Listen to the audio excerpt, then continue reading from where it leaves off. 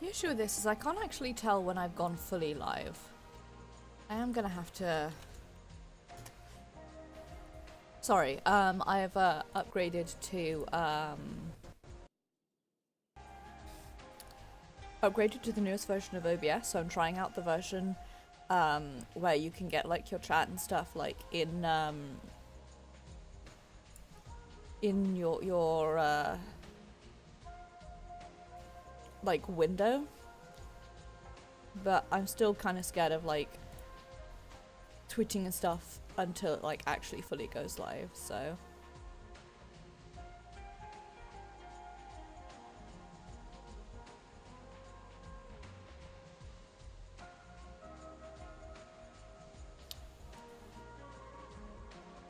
oh, whoops. Oh dear, I've made so many mistakes.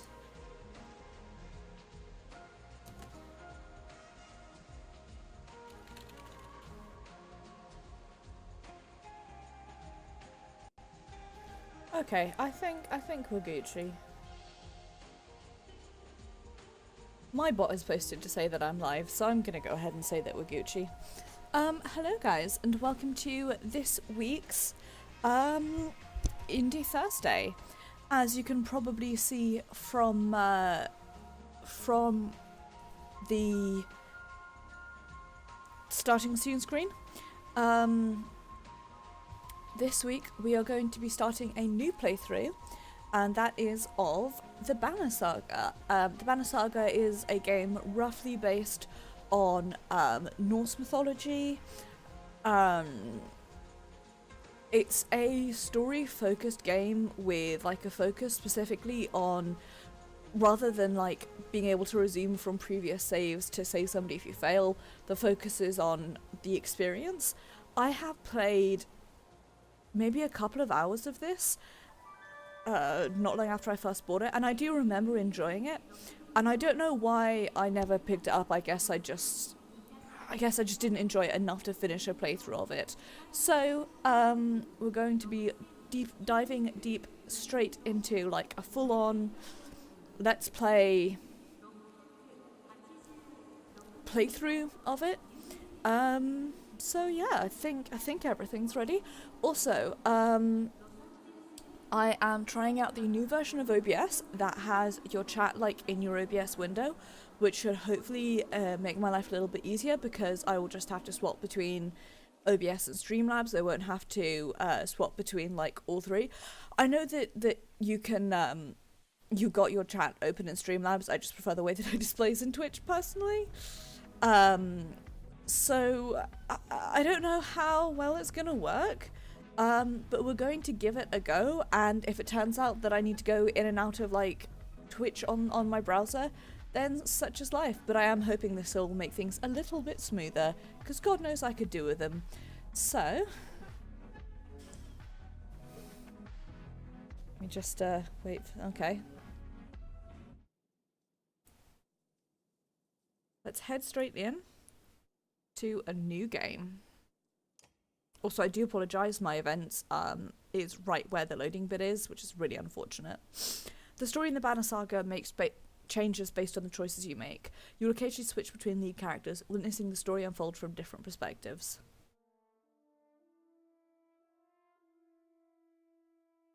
The gods are dead. In their wake, man and giant survived through a tenuous alliance, driving back black destroyers called Dredge deep into the northern wastelands. My audio has gone really quiet suddenly. Now is an era of growth and trade. Life goes on. Only one thing has stopped: the sun.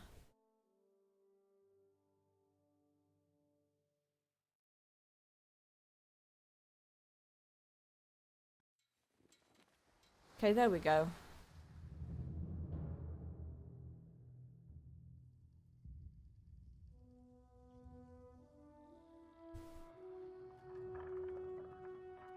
Að sjá dreggjana á ferlinu vor. It has been several long months on the road. The first signs of snowfall accost us on our approach to Strand, largest of the trade cities on the Val-human borders, and our last collection before returning to the capital. Several days ago, the sun simply came to a stop in the sky. Though during these long winter days, none of us can be certain how long it has been this way. Some of the men in the caravan have taken it as a dire omen. I am not quick to superstition, but I myself will be glad to be done with this year's rounds. We have been warned by stranded travelers about brigands on the path through Ridgehorn, our road home. Our captain seems unconcerned.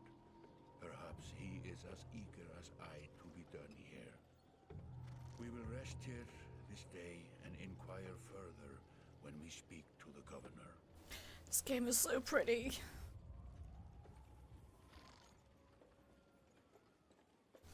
And by the way, as usual, if it is too loud, too quiet, etc., please let me know and I will make the necessary changes.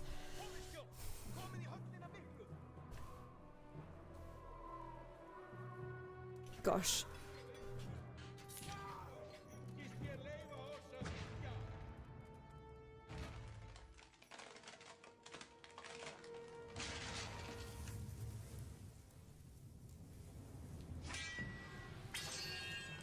Oh. I have no idea what's happening. I'm going to turn my audio down slightly just because I'm not so fond of the way those audio levels are looking. But it seems to be being a bit funky with picking it up, so if there are issues, let me know. You've arrived just in time. The chieftain and Red and his men are now looking at a tougher fight than they bargained for. Drag around the screen to see your surroundings. So there is bad guys here. I have, at a level, you guys, a really, really vague memory of how... See, now it seems to be not picking up the audio at all. It's really weird. That's better. What if I just turn myself up slightly? I'm not super going into the yellow zone unless I like... Oh, now I'm going into the yellow zone. I'm pushing my yellow zone up and up and up. How's that? That seems a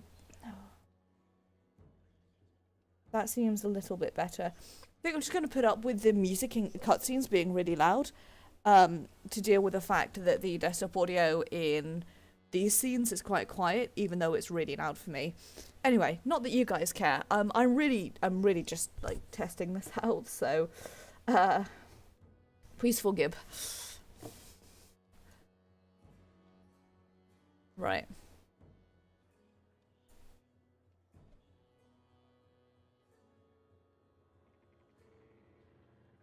Oh my gosh. I was like, why have I got something on my screen when I click on it? It's because of a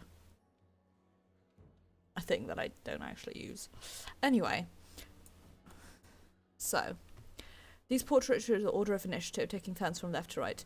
Your allies are below, the enemy is right. It's your turn to act. Movement happens before action. So it's a little bit like a...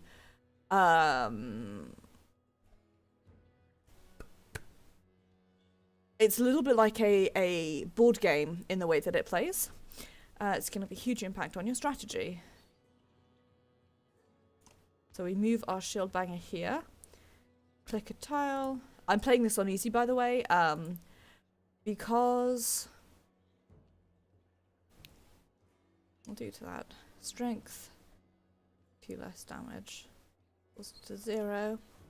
Armor. Block strength. You can take 2 more damage in the future. Strength attack will kill him. So we get strength. And we stab him straight up in the face. When we kill people, we get renown. Times always alternate even if you are outnumbered. Shield banger's high armor. To a warhawk. Willpower is limited resource, use it wisely. Okay, so you have willpower, which is a limited resource. Acting effecting advantage. Clicking purple ability.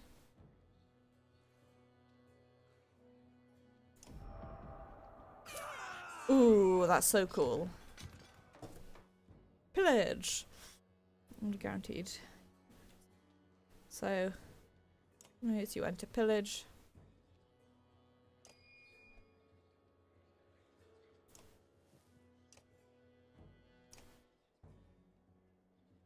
Oh. Click on a thing to add willpower. I see what I did wrong.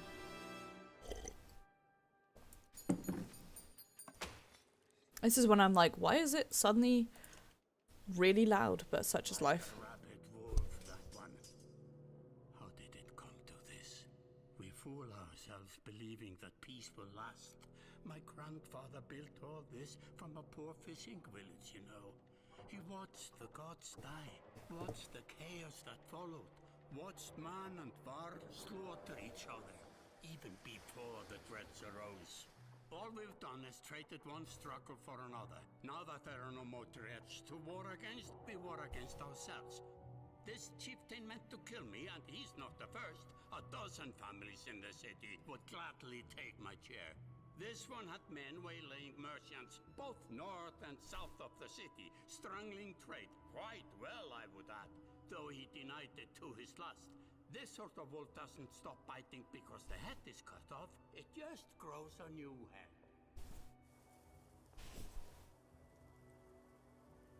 I'm in a bad way, my friend.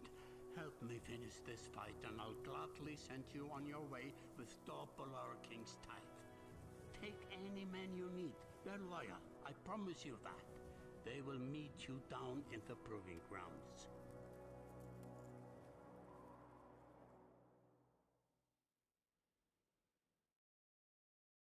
Chapter 1. Only the sun has stopped. So, as I may have mentioned earlier in the stream, I've owned this game for ages, and I have I played a few hours of it, but not a huge amount. Oh, I feel like I need to fix. Oh, I really screwed up my audio levels. But me. How's that? Is that... I'm going a little bit into the yellow zone. Sorry, guys. If my audio levels are fucked up, let me know. I'm aware that it's really struggling to pick up the music in these sections. Anyway, as I was saying, I played a few hours of this, but to be honest, I really can't remember very much of it. I am playing it in easy, whereas I believe before I was playing it in normal, because I can just prefer playing games in easy at the moment. Or just how I be, you know? Anyway.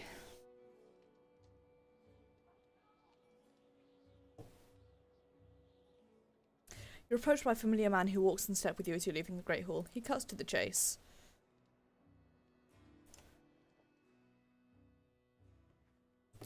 Eric, steward of Strand. I manage the governor's business.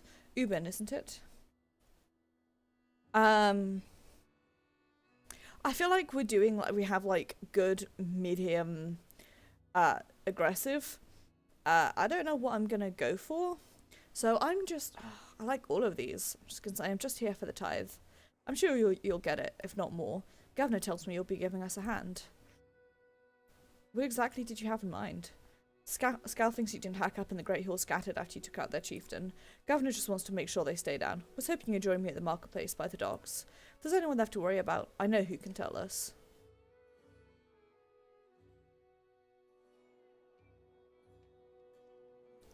Click on the market tent to visit the merchant.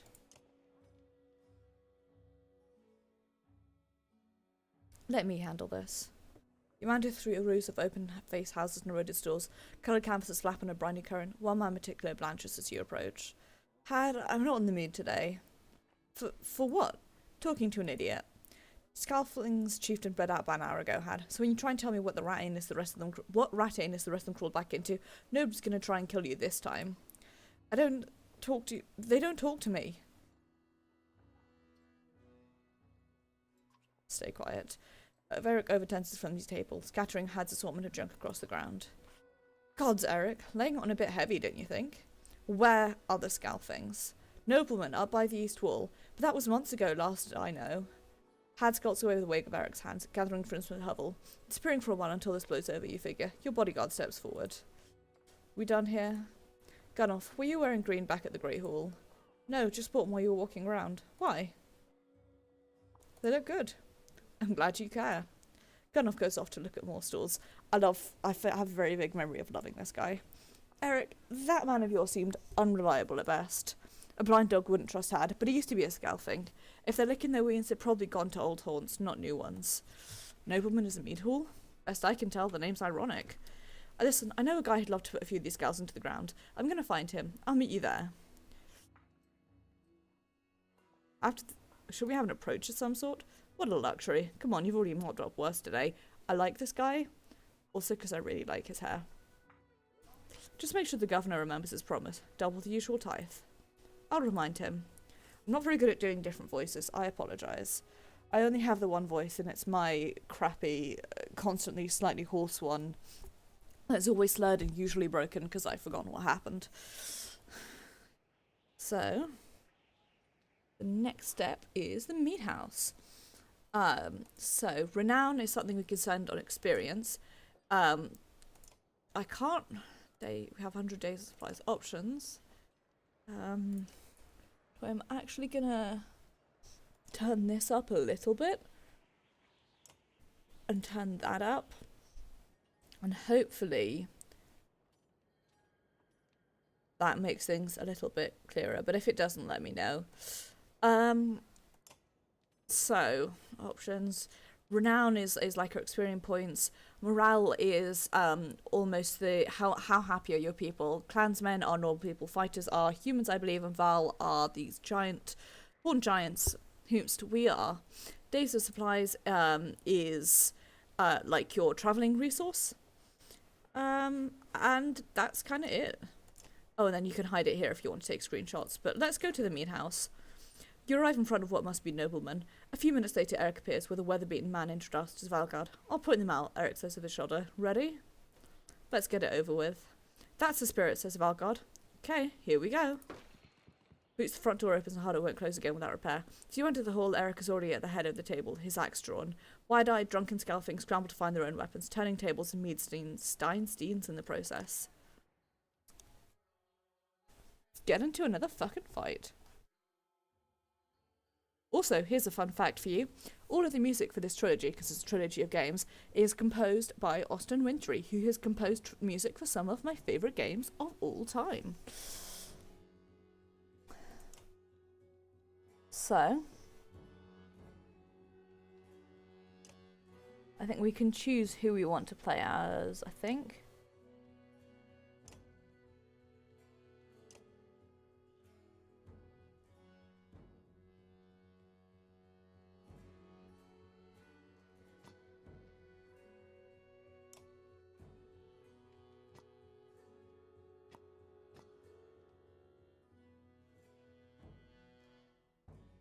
Okay, I remember. So basically so what you can do is sort of plot what's going on in...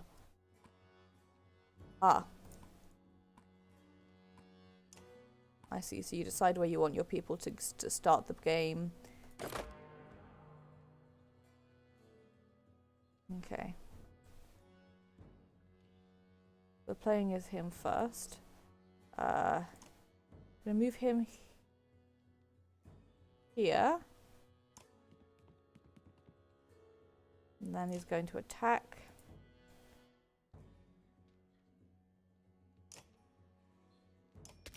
A stone wall for around. Now Eric is going to move here.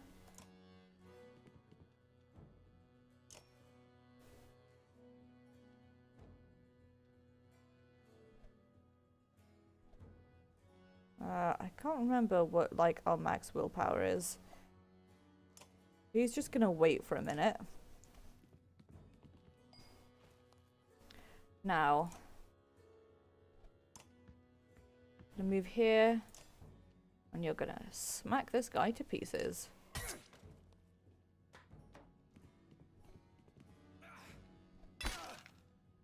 Bitch. Okay, now you are also going to move here.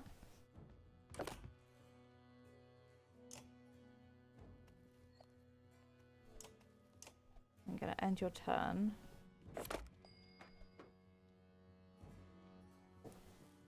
So now I can move you here.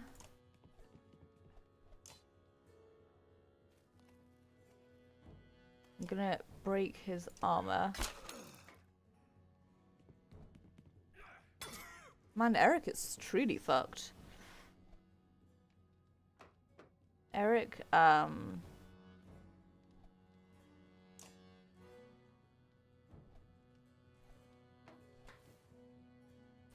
Eric, beat this guy up. I'm gonna put a willpower towards it.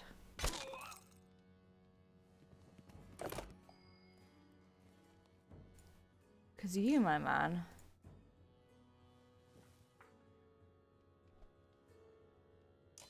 I was gonna say you're gonna beat the absolute crap out of him, but clearly you're not, seeing as I don't have enough willpower for it. You, however, are going to move here, and you're going to Tempest, and it's going to be glorious.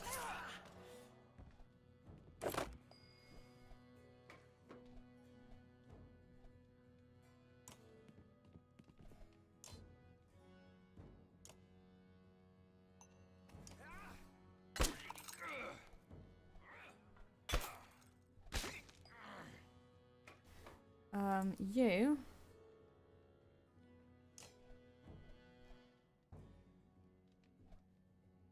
Or hang on. What if I attack?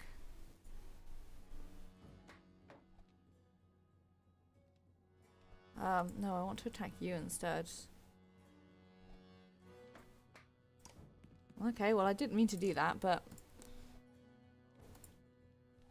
no, I want you to beat up this guy. My god, I'm so bad at this.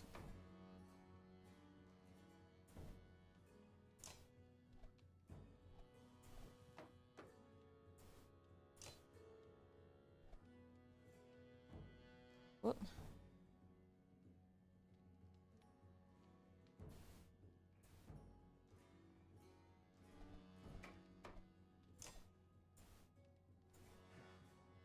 I'm really... Why am I struggling right now?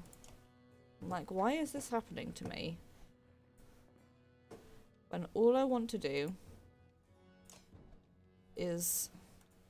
Fine, well you're going to end your turn because I cannot seem to make anything work. I'm going to move you here. And this time, oh, you don't have enough willpower. For real, you're going to beat... Okay, you're going to use the willpower, beat the crap out of that guy. You're going to... no, you're going to move here. Because what I'm going to do is Tempest.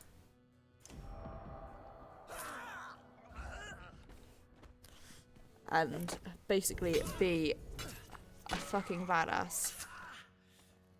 Rude.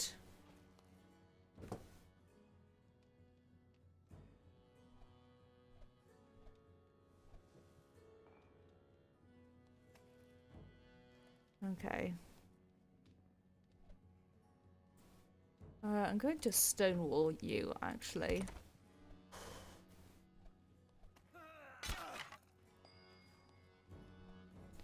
Eric, I'm going to move you back into the fight, and you're going to beat the shit out of this dude.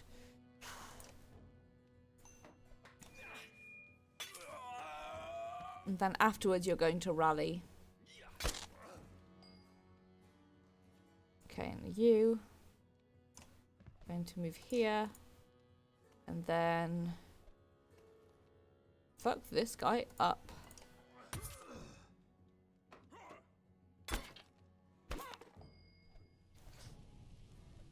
I want you to... Oh.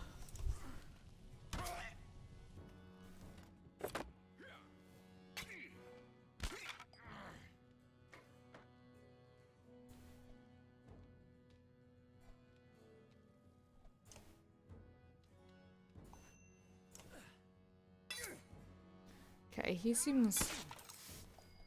Well... Eric, I want you to rally...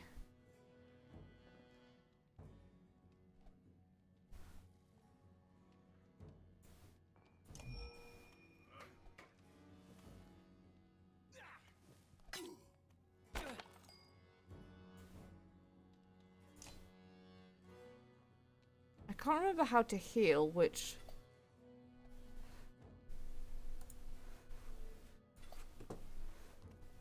is an issue.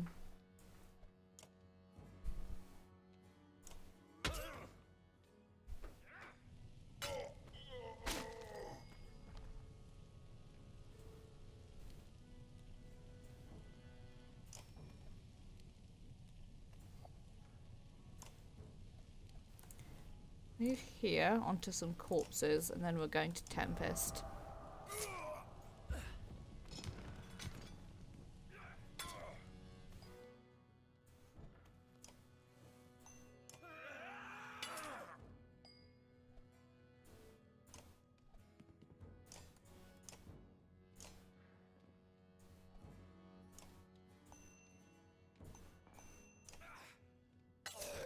There you go.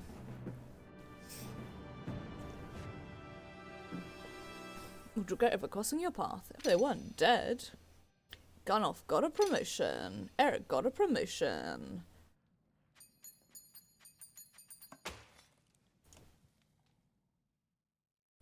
I really like Gunoff so far. I really like his play style. There they are. Gods be damned. I've got to go wash off this blood. Eric's looking out the hall's window onto the bay. A fleet of longships approaches with sails of bold reds and blues. One banner I know well, Vognir, next for our kingship last we spoke. The other flag? Looks important. Yeah, important guess. See what I deal with all day long? Ah, things make a little more sense. You'd hope I was mistaken saying everything's fine here when the royal guests arrived. Not me, the governor. Now I have to make sure there are no rotting bodies or pools of entrails still in the Great Hall before they come by. Can I ask one more favour? What is it? If you happen to stall our guest down on the docks, I wouldn't object. Maybe I will. Eric and Valgard hustle from... I had a bit of a tomato seed stuck in my teeth. About a month ago, one of my teeth chipped off and I had to get a filling and it was really expensive and it makes my soul hurt how expensive it was. So I'm now like super paranoid about a fear that I did not have before. I'm now paranoid about just because of how expensive it was, because that's the sort of person that I am. Also from the meat house. To his credit, Eric tosses the barkeep a spar of silver for the mess. You give an apologetic shrug and go to greet the new arrivals down at the docks.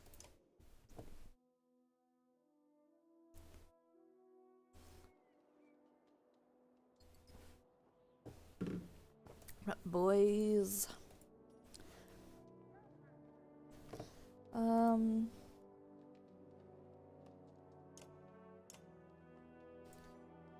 Okay, well, I wanted to use our renown, or our promotions, but guess I'll find out how to do that in a bit.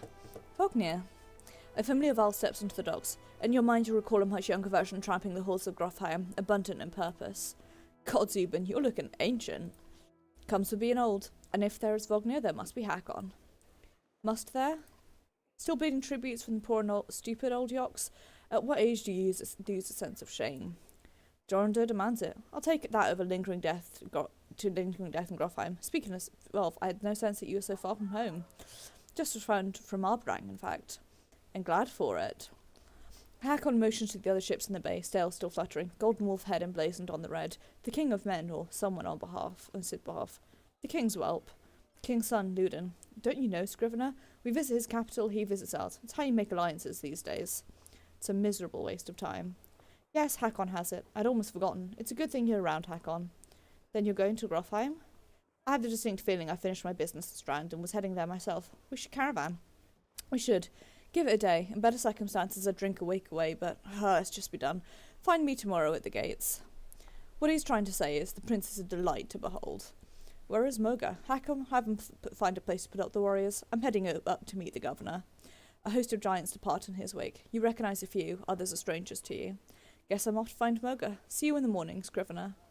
I'll be along. The young prince of men ambles from his ship. He brushes off his tunic, scanning the beach with low eyelids. Ludin looks for all the world the sort of boy who grew up pulling the legs from spiders. The long road back to Grofheim should be more interesting than most years, you think.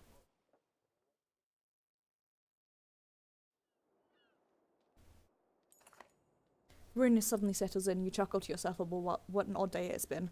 One of the governor's men at the Great Hall could find you a place to sleep. On the other hand, if you're going to join Vognir's caravan tomorrow, it might not hurt to share a drink with Hakon, or introduce yourself to the prince they spoke so highly of. we can talk to somebody. I'm gonna have a drink with Hakon's men. That seems like a good idea. Scrivener. You find Hakon in a mead house surrounded by other Val. Strand is no stranger to Val, but rarely sees this many. Hakon waves you over. Went straight for a flagon? Wagner is the one who agreed to pass up a drink. I wasn't invited to the governor's hall anyway. You already missed the massacre. Every year I make the rounds collecting taxes. Every year it's human settlements that give me trouble. No surprise. What this time? When I got here the Great Hall was already full of bodies. We added a few more. Ha, humans. I guess if I only lived as long as a Yoxfart I might be desperate to make something of myself too. It's not too late to start trying, Hakon. Hakon let slip a low chuckle. Any Val could recount his deeds, known as of cutting a swig through dredge at Vognir's side in the Second War, and regularly since then. Down here I'm a glorified bodyguard. You might have a point. Just another reason to get back to Grofheim. Soon enough, I imagine. You drink until the mead house becomes overbearing, then step back into the cool air outside.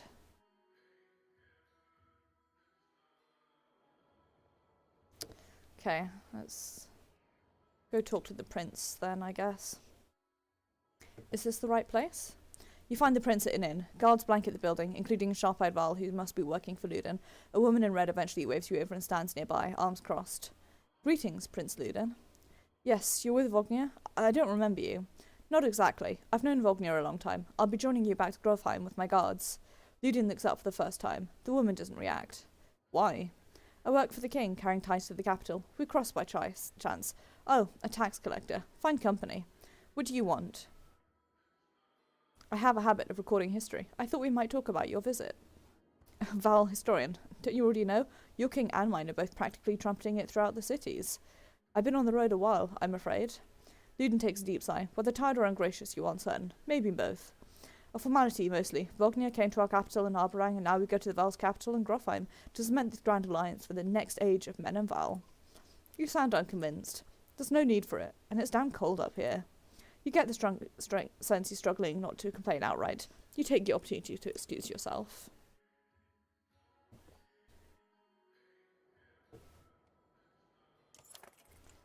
At dawn you are awoken by delivery of goods. At least you think it's dawn. Damn hard to tell with the sun that never moves. The governor's crest adorns the supply leathers. All there, just as promised, to your mild surprise. You wonder if Eric had anything to do with that. Oglas take the treasure wagon down to the gates. Vognir is already here. A while later, Luden and his men appear, groggy and dishevelled. Morg steps forward, Vognir's quartermaster, if you recall correctly, in charge of his unwieldy, untrotted warriors. You know him only in passing. He asks if you're ready to depart. We're ready. You follow Morg and join the others. Usually the smaller doors set into the gates would have been enough to enter or leave the city, but the town guards have been told to push them open entirely. They mutter things under their breath that are best not heard. Perhaps the governor expects you to draw a crowd, but there's nothing of the sort, just frustrated, tired people. It summarises Strand as well as a whole, you think.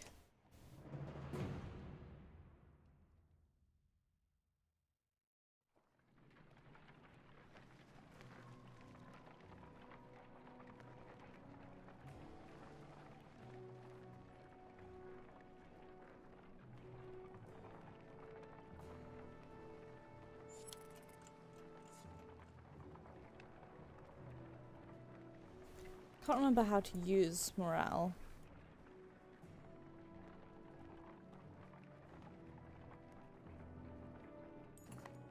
The caravan stops for the day.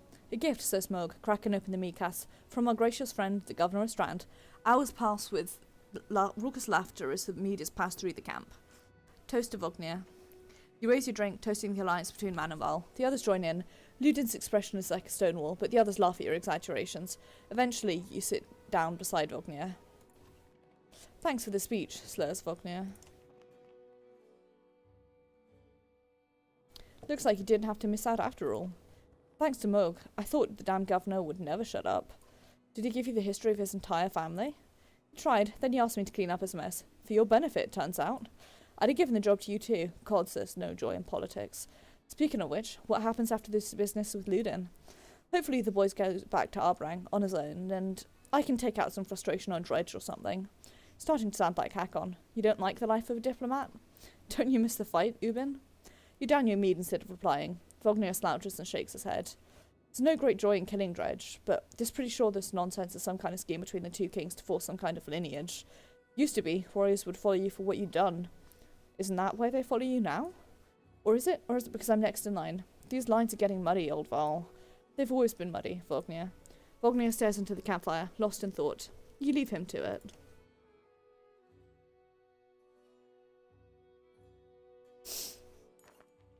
You rise groggily, the campsite casualty of merriment. Moog is always kicking warriors awake when you spot Luden stalking your direction. He sidesteps sleeping bodies. Better wake up, you nudge Vognir. You're needed. Ah, it's Luden. Always a pleasure. You look well rested. Vognir releases a caged yawn and receives a hard-eyed stare in return. How long to Grofheim? We're only 2 days out of Strand, you know. Come, I'll show you a map.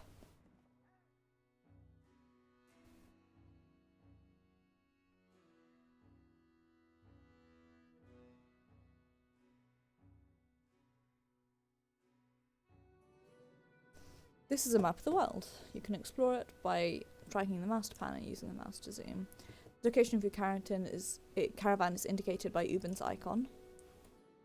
World maps cover many locations and a whole much lore. You can explore the map at any time, clicking on locations for more info. The world's longest range of mountains, observed resembling something like the spine of one impossibly large worm, each of its numerous peaks just one of many invincible scales. The idea, of course, didn't come about until the first maps were drawn. Before that, it was simply called the Far Mountain. Okay. So, essentially a rock of ice. That's not the last of us. Anyone knows no man, Val, dredge, or animals lived here, and it seems likely none ever will. Early to mankind, sent to the vast searching for new continents. Sunset will show up the direction they were sailing in with the sun shredded behind the clouds. Well, the constellations at one time only the gods but about to navigate the stars. Since the gods have died, the stars form nothing but random faint patterns. Something deep and something about the island at the top of the world called Warden, and those who have dared travel here say they left almost immediately, not because of something they discovered, but for the unearthly sounds they did not wish to discover the sources of. What's Yox and even in homes at all? Full travel. Now look. Never even home at all. Strait of Harrows was one that aptly named passages, water regraved to hundreds of longships that endeavoured to explore the frozen north or find northerly passages to the east coasts. The ever-shifting ice floes and glaciers make the strait nearly unmappable, and soon, without much reason to pass through in the first place, it became unused by man or fowl. North's land of ice, separated from the rest of the world by a frozen strait, doomed disappeared as a sort of place named after the gods and leave to them as well.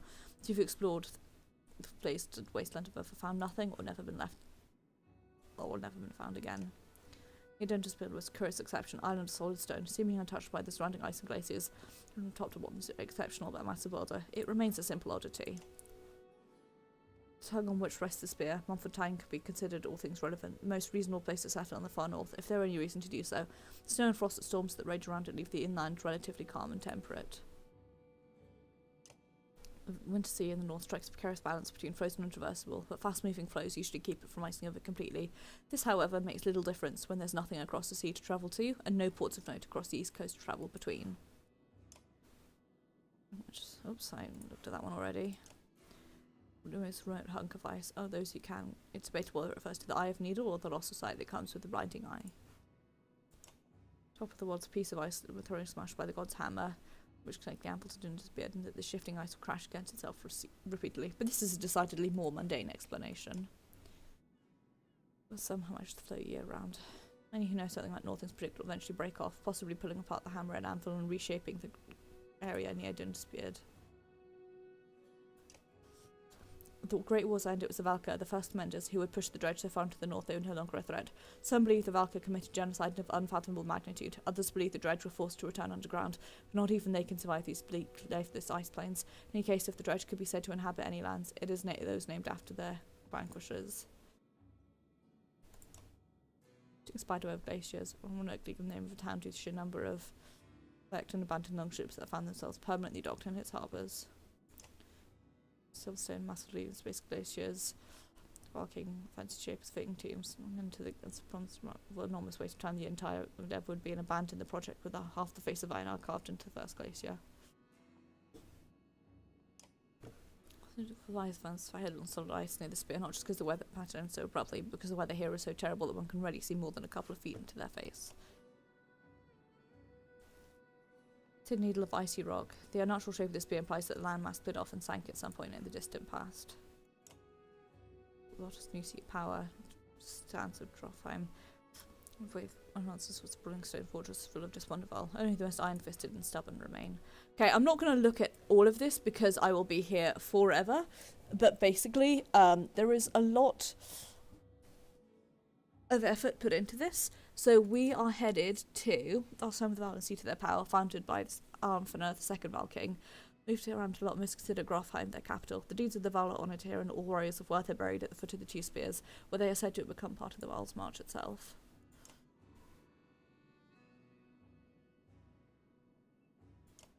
Instead, George.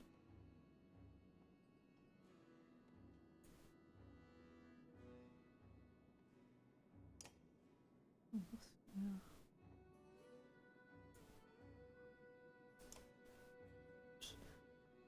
Where's the mountain? Peak of the range, depending on the worth.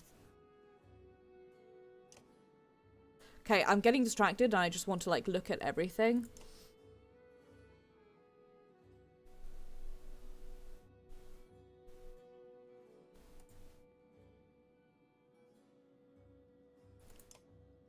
Yeah.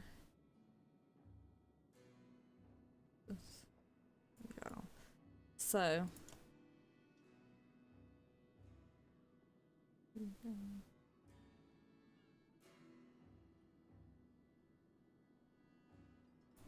So.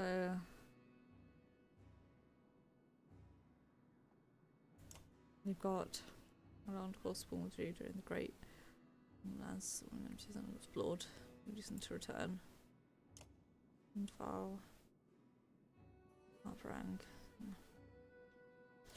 So over here is Arbrang, the capital city.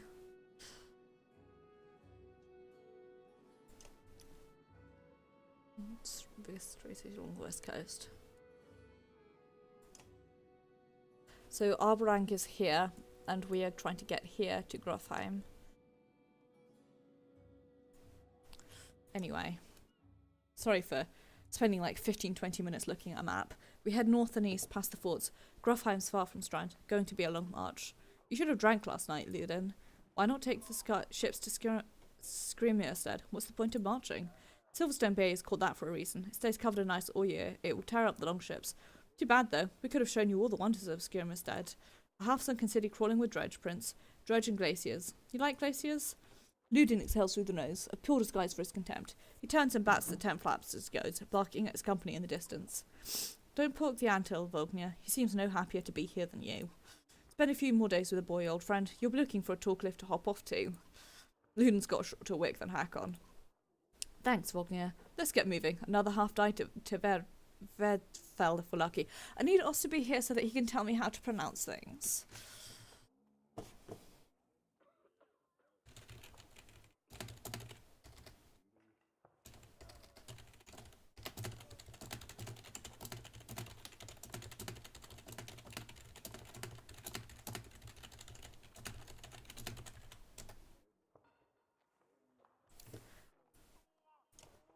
Anyway, sorry about that. Camp is where you can manage your caravan. During travel, you can enter camp at any time by tapping the camp button. You can upgrade or equip items in the hero's tent. Improve time. Resting will improve the morale. Reduce casualties will more affect your willpower in combat. Wheel supply, so only rest when necessary. Training will try any characters. Tap leave when you're ready to get back on the road. So if we click heroes.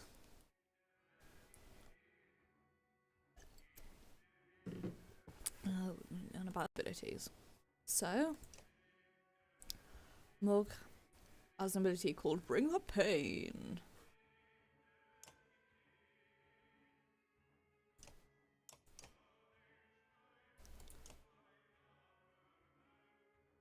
Okay. So,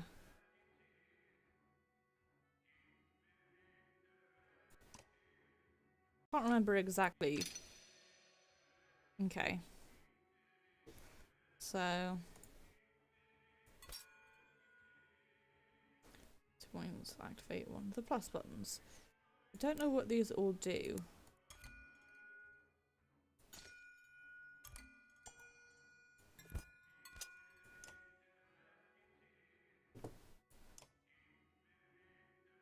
Anyway, I'm going to make him hit better and beat people up better, I guess. So, willpower exertion is the amount of willpower you can use to give an action. Then we can do this. Look at the Val's given entourage. And obviously only one spiritual group for life and for a good reason.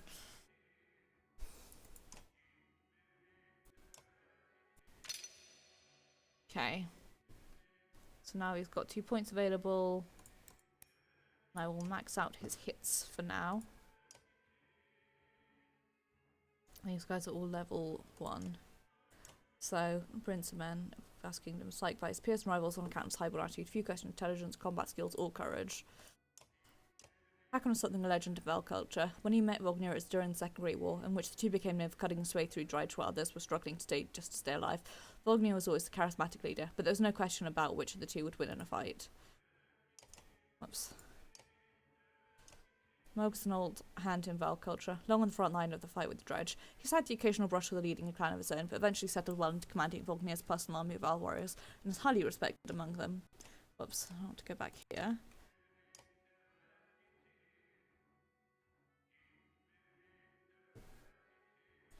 And then we have room for 2 more people, should we want to. So that's how you upgrade people. I'm learning as we go along. Okay, so I'm just going to look at the training camp. Stay safe. Okay.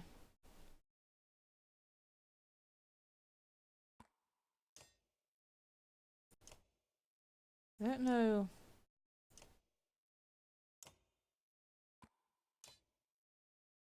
I'm going to review.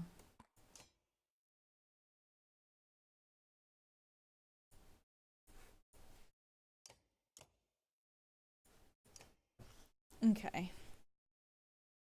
Let's see. We're going to try it out.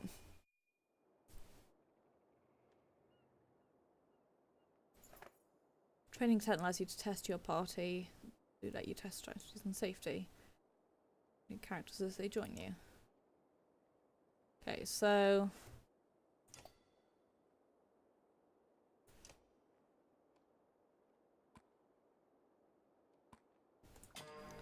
start here. I feel like that's a personal attack in RE, like.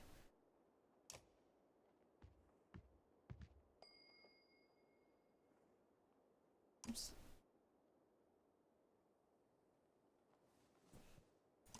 Move you here. And turn. Fight every battle to the bitter end. Move you here. Oops. Keep forgetting I have to like press it twice.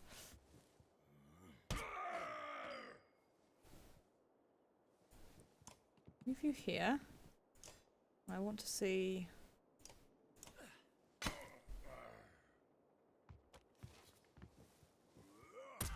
Got longer range at least. Protect your strong by sacrificing the weak. Tough decisions need to be made. Okay.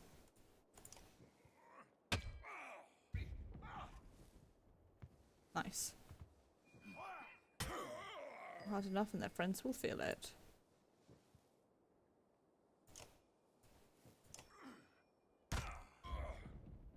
Okay.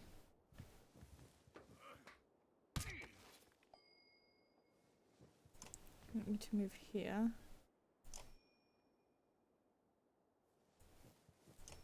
I think it's a bit of a debuff.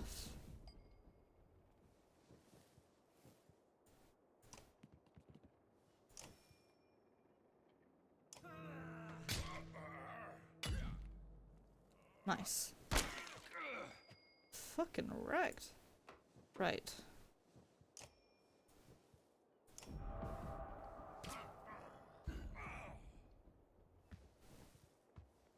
Oh no. God, yikes.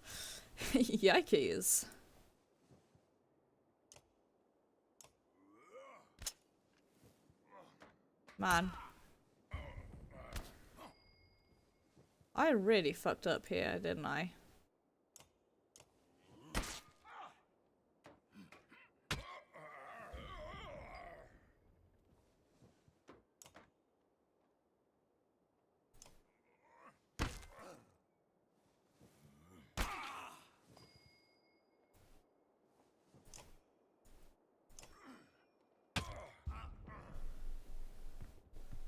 Okay.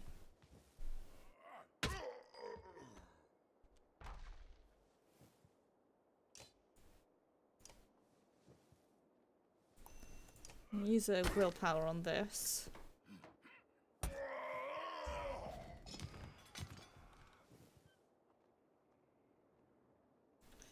Okay, well.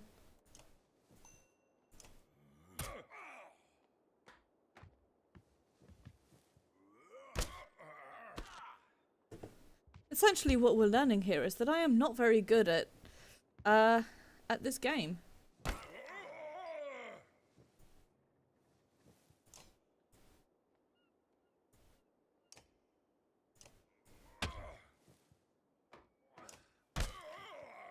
Anyway, we're gonna exit training once I'm... yeah.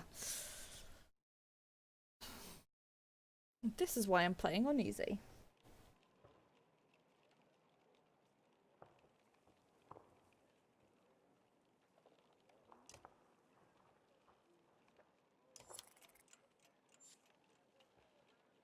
Okay. Let's head back out on the road. Winterfell. Even the name means bad weather, where frozen wind sweeps in from the bay. They tend livestock, but most are just men driven from Strand with nowhere else to go. Why else would anyone stay? We won't stop long.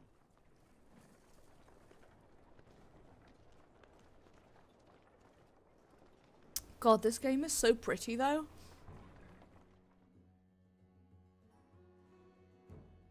By Hardborg, that's a lot of all for some missing cattle. What? Couple days back, sent word to Strand about the cattle? Didn't expect an army. He explained with himself until it sinks in that you aren't here on his behalf. Where have your cattle gone? Wouldn't know. My boy's seen men up in the hills carrying them away. Don't know many men who can hoist a whole cow by himself. Scalfings out here, maybe? Could they have Val working for him? Not from what the governor told me. I'm going to take a look around and get camp set up. The peasant spits, his eyes actually starting about as the caravan sets up tents. We'll be here no more than a day. There's silver-friendly food you got. Hundreds of Val? Are you serious? Whatever you're willing to sell. Thinking of squatting? Not enough room for a couple of hunters here. Forget hundreds of... Shut up. Here's that. Where's Luden? It's faint. Sounds like fighting and something else. Hakon takes off at a run.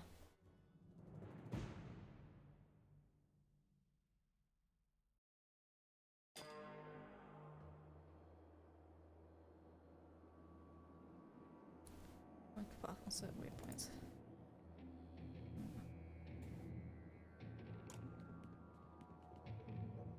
Diagonally and up to 2 tiles away. Okay. Strength. Attack this enemy's strength.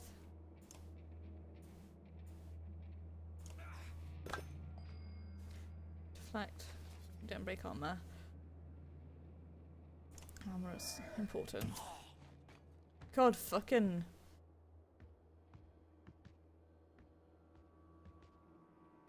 I remember this now.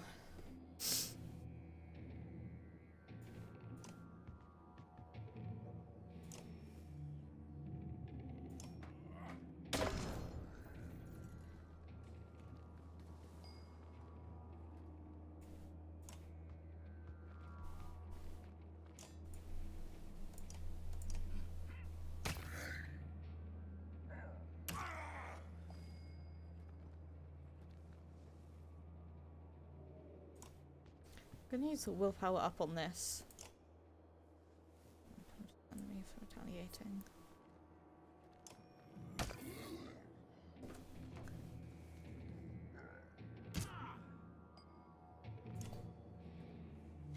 I really wish I could remember how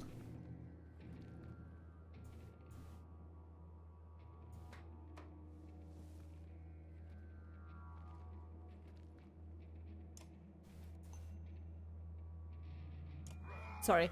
I really wish I could remember how to heal. That would be really helpful. Right. Oops. Now I'm going to do this. I'm going to add a willpower to it. Shit. And you're going to move here.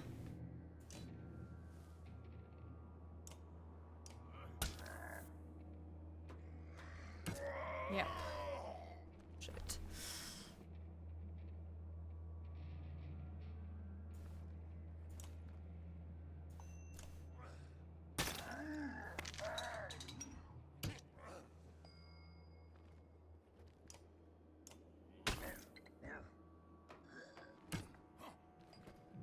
They really are wailing at me, away at me, eh?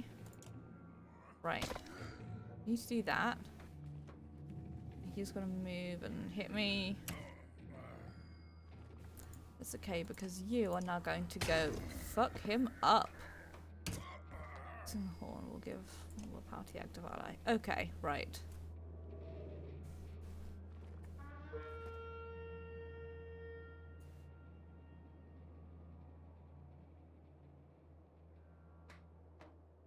You are now going to... We're going to move you away from the fight because...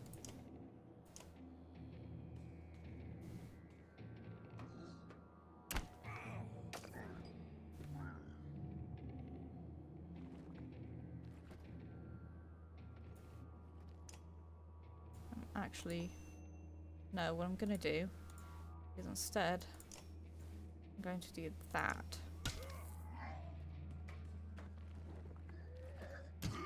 No, you hoe bag. Shit. Right.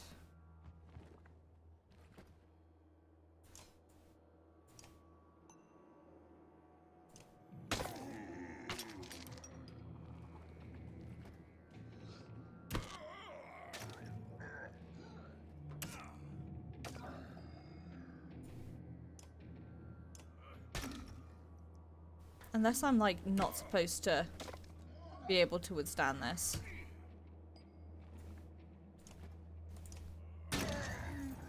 Which would super duper suck.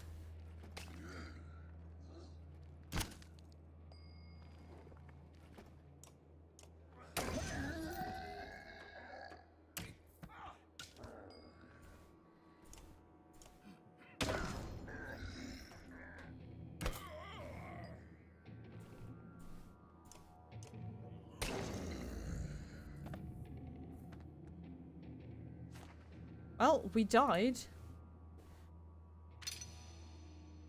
But Mug is ready for promotion at least. Gunnulf has been injured. Hakon has been injured.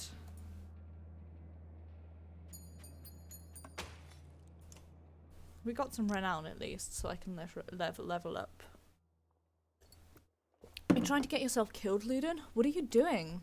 Just trying to get a shot in between the plates.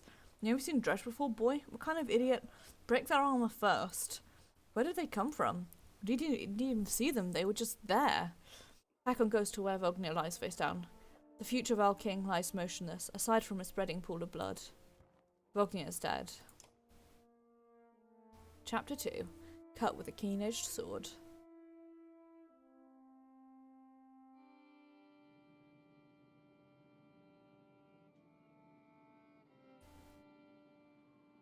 I really liked Vognir as well.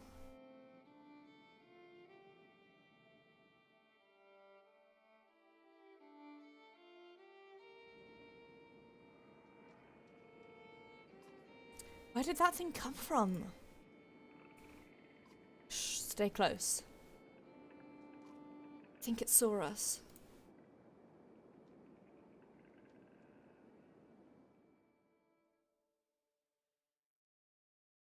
Man. Sure wish I hadn't... What happens for you, Rook and Light, play them with the blue skies. Ready to see information about their abilities.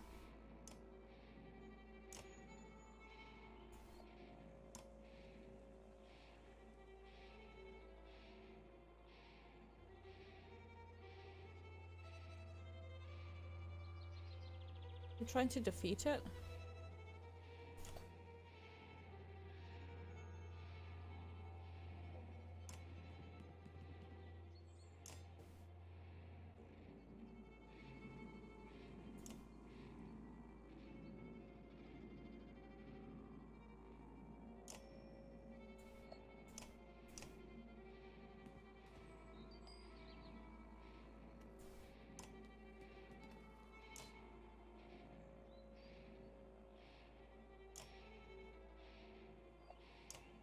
Okay. That was a mistake. I'm going to move back here. I'm going to attack him and use a willpower.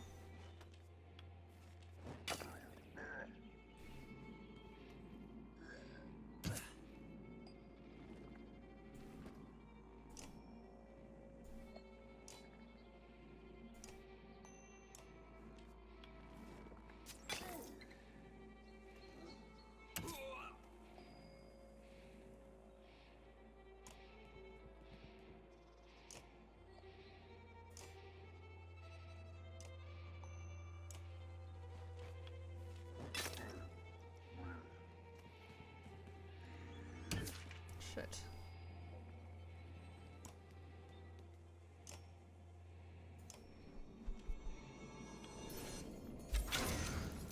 Oh shit, I forgot about friendly fire.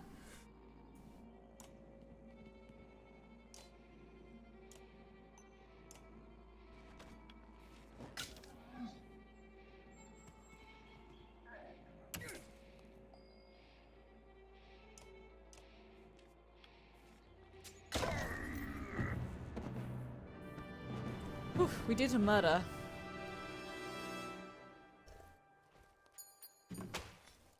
And I only a little bit forgot about things like friendly fire. Was that a dredge? Alette looks calm, but you can tell her heart is about to beat right out of her chest. It was. Let me see. Are you hurt? No, I'll be all fine. When the dredge attacked your cart and the yacht bolted, it spilled most of your supplies. You can see more dark figures moving through the trees when you glance in that direction. All that food. That's what else we're going to get before winter. What do we do? Don't run. Let me think. If we hurry, we can gather them before more dredge appear. You can see them in the trees. Are you sure about this? No. We have to try. Be quick.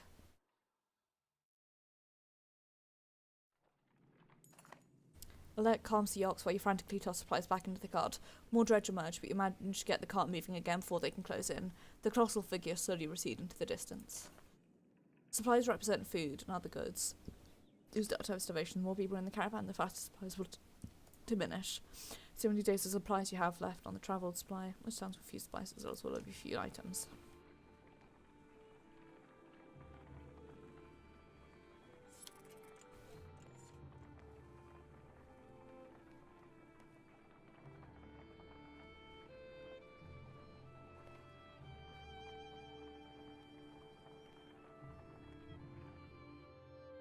God, the music in this game is so good.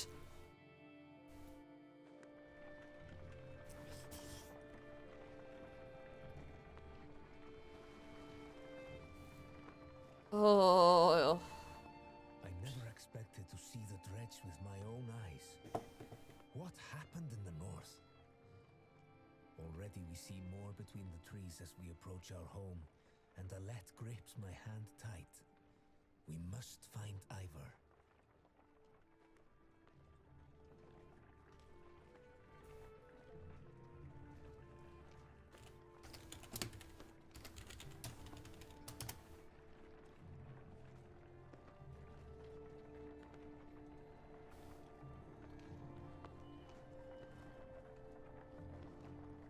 Oh shit. That sure is a dredge.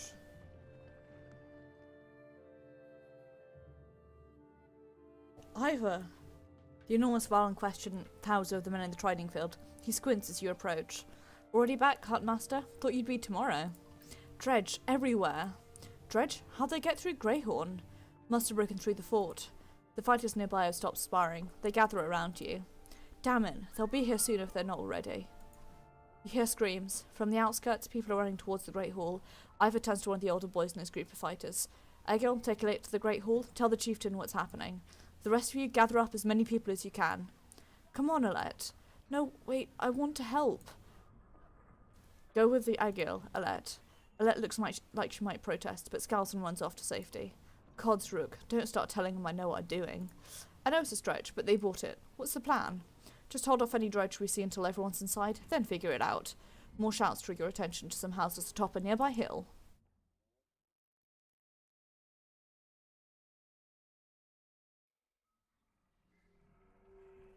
Okay, so we want to go... I want to look at a map because I want to work out where we are real quick.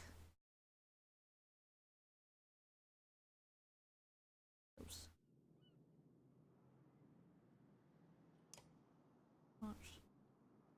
New coast. Went to ice-covered trees. This is far enough, Sten, and he stopped in Skorga.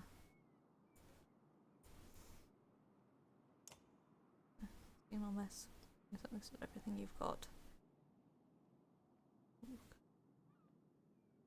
Is extremely cool.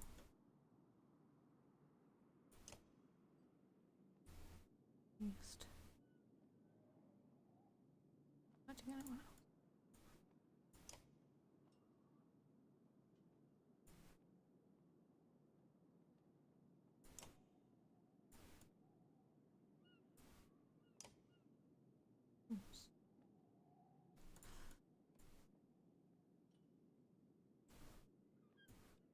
So where we are is over here. Stan living from the back of the forest with Eric's stone territory of Alda, patron of hunters. Brought a meaning split to the friends of Beatrix expect more people signed to them, bitter at the right of the sins. The name Beatrix seems to have stuck, ever to their dismay.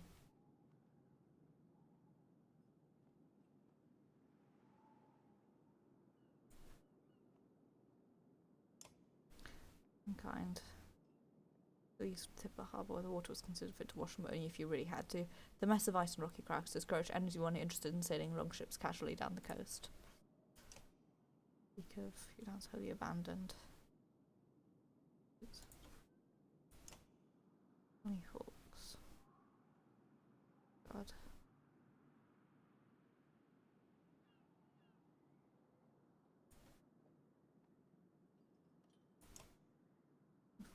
Advanced travelers.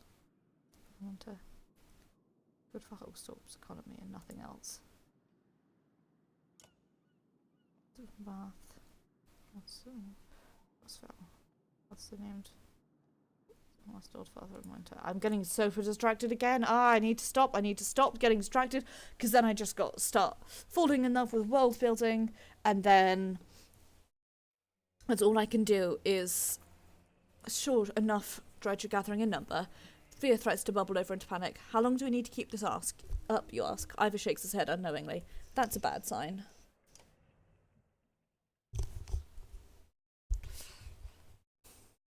Right, boys.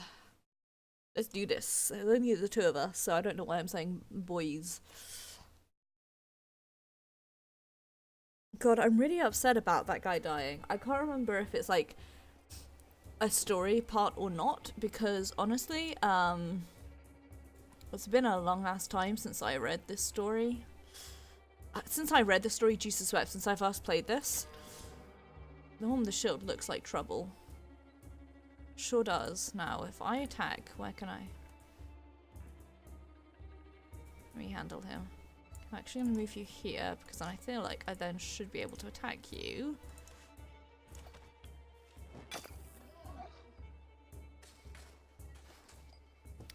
It really does look like trouble. I'm going to move you here. What's your tiles doing? Armor damage.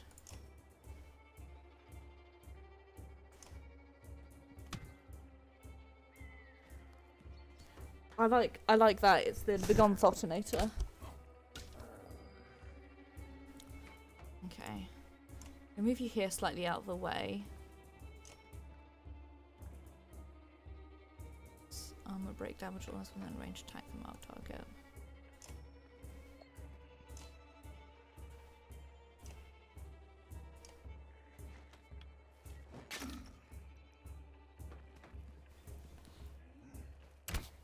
Actually, I'm going to...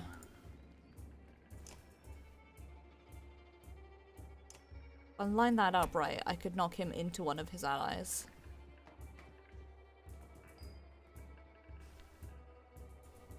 Anyway, I'm going to... Fine, right. Move you here. Oops, no, I don't want to do that. I want to attack.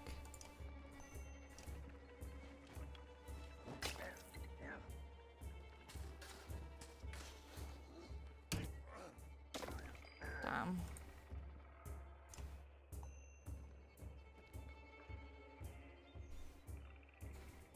No, I'm going to... Oops, I didn't mean to do that.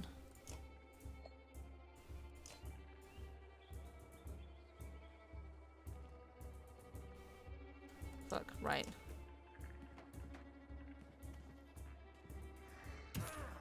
He's gonna come over and give me a bad day.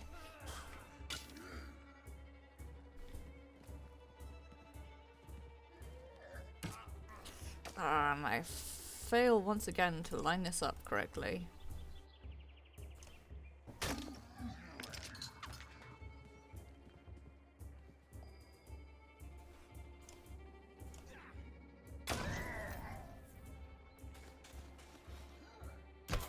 Bitch. Ass. Punk.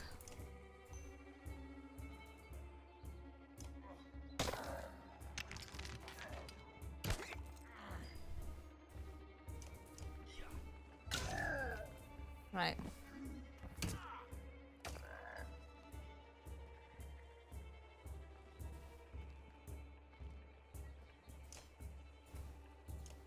Okay, I'm going to do this. So what I can then do is hopefully use that, which I thought would give you more willpower, but clearly not. I'm going to move over here. That's what I'm then hopefully going to be able to do.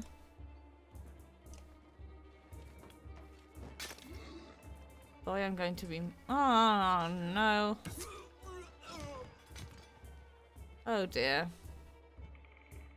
Well,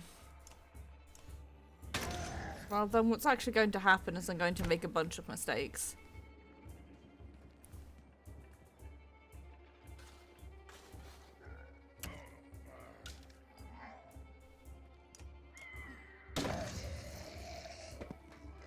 One of you's dead at least.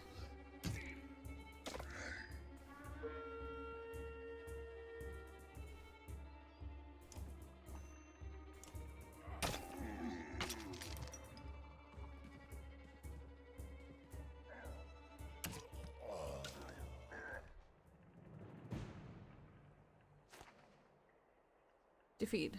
But your enemies will not soon forget this day. Rook has been injured. Ivor has been injured.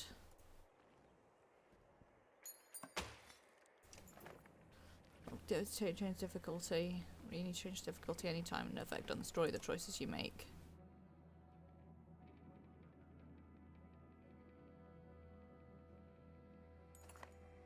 Darkness started to close in, and the sense of being lifted, and you wonder if this is all an end. When you regain consciousness, you realize that Ivor has managed to drag you back to the Great Hall. Rest a moment, he says. I'm going to make sure nobody else is still out there. So, if I remember correctly, failure in this game does not equal like an end to the story. It just means that there'll be a different story.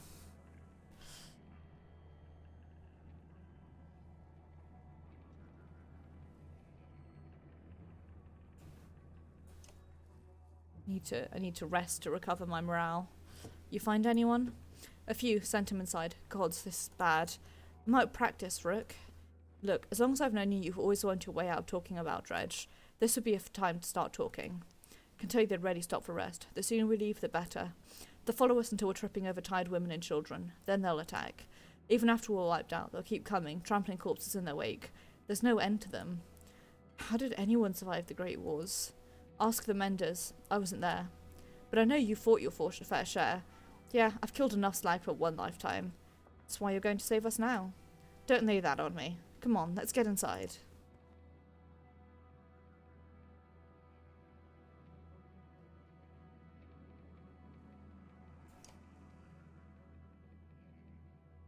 Injured. That sign passes when resting. Okay, so you can have an item.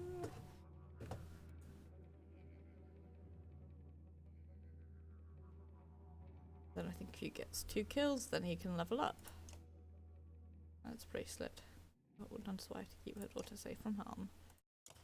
Oops. Rook is a skilled hunter from a long line of woodsmen who've lived in Skog, though none of his family have survived the long hard winters of the north.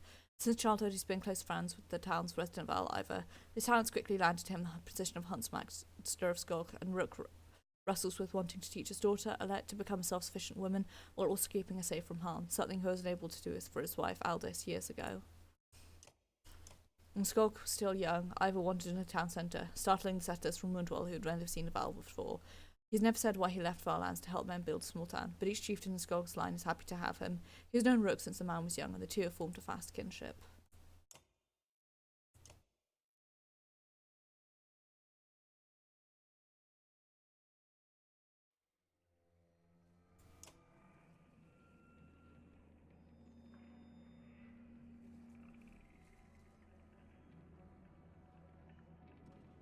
Okay.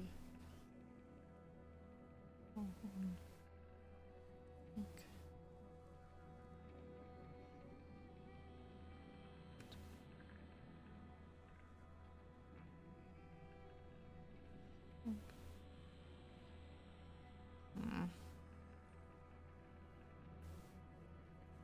No, I'm not going to go for anything just yet. Instead, we'll head to the Great Hall. Rook, thank the gods you made it. The Great Hall is filled with the Nutted Inn. Is Nutted and filled as it is with dozens of terrified families. Don't stop worrying yet. I haven't. What in the depths is going on? Dredge milling around, ransacking houses? The chieftain's wife finds you, pushing through the crowd. They must know they're here. Why haven't they attacked? Don't know. I wouldn't expect it to last.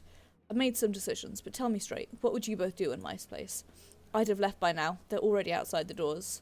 Not so easily done. Rook? I trust Ivor on this. The chieftain sighs the deep and heavy breath, slumping. He looks years older. I imagined us fighting back and saving the town, but nonsense. Ivor's right, of course. We can't just wait to be slaughtered. Where do we go? If dredge are coming down from the north? Frostvale, to the west. It's close and it has walls. I intend to be free of Skolga in one push, nobody left behind. I wouldn't. If they follow us, we're done. What do you suggest? Let me create a distraction, then go. I'll catch up on the road to Frostvale.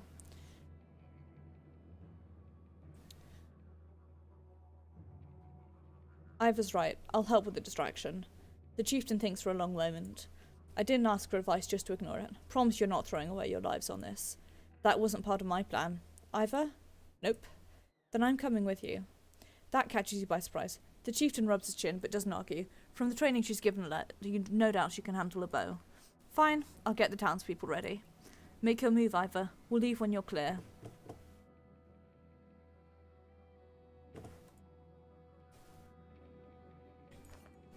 I want Gil with us, says Ivor. If something happens to us, I need him to tell the chieftain. Ivor goes off to find him. Alette finds you. I know what you're doing. You have to let me come, she says. Don't leave me. Please, I'll be good. Okay, Alette. Just promise to listen. I promise, she says. Ivor soon finds you both. Let's go. Remember, we're not trying to fight them all. We're just getting their attention. I'm gonna AFK super duper quickly. Before we get into another fight. Because that's just who I am. Okay, well it appears to have decided not to pick up the games. Oh, there we go. It just doesn't like me transitioning. Oh, and also doesn't like my AFK radio. Well, enjoy the sounds of the game then.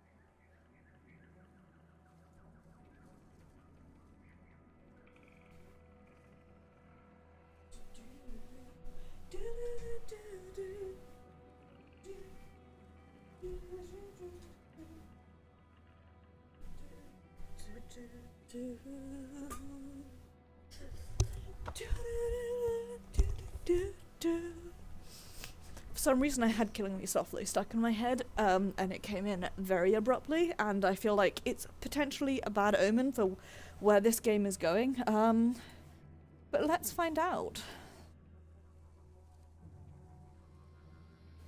Apologize for the flickering screen. OBS gets a little bit funky sometimes. Actually, I think I know why it's being funky.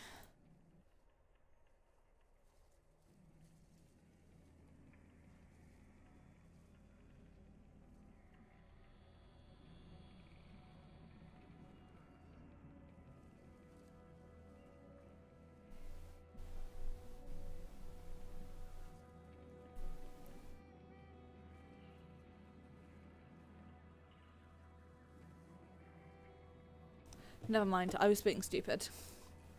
You step into the town courtyard, where you can already see Dredge in every direction. Ivor starts banging his shield and swearing at them.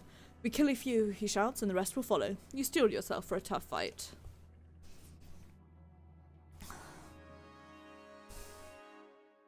Lots of barding it up, I think. Right, so... move you here. I'm going to move you here.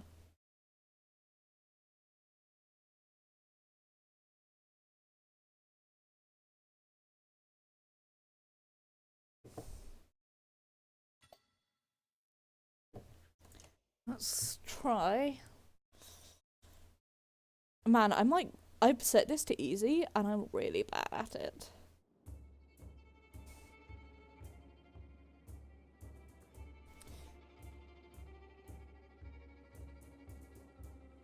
Okay. Move you here. I'm actually going to move you both here. I'll move you back a step. I'll move you here. And I can put you there. And I think that's perhaps a bit better. Because you can then move here.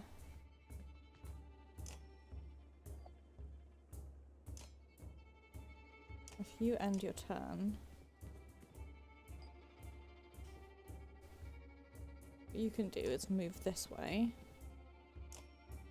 Stone wall for now to defend. You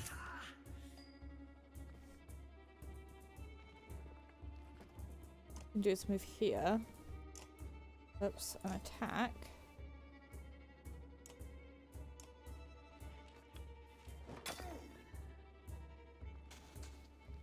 Oh, and there's a big boy. Going to bring the pain. Unfortunately, friendly fire is the thing. I'm going to move you here. You can't attack.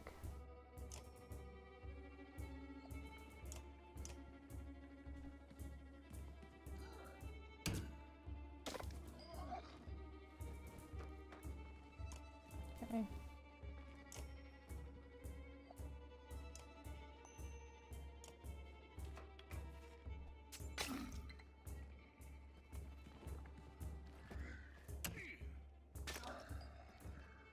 Man, having a healer class would be really nice.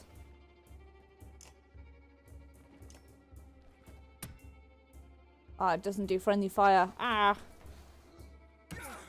Shit.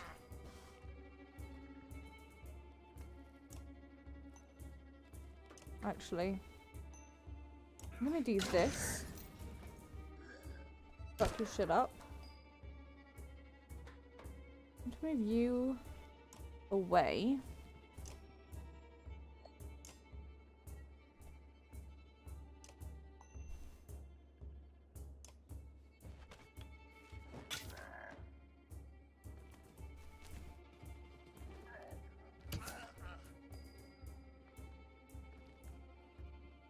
Now, what I can do is kill you dead.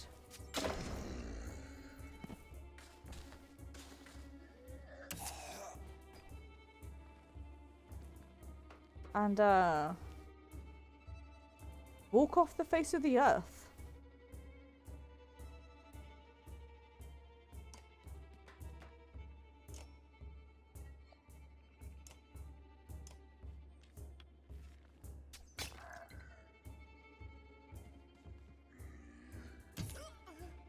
Now she fucks my shit up. Right.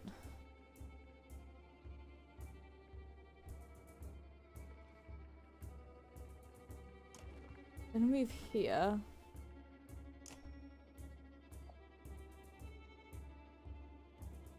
And turn. Just gonna probably fuck my shit up.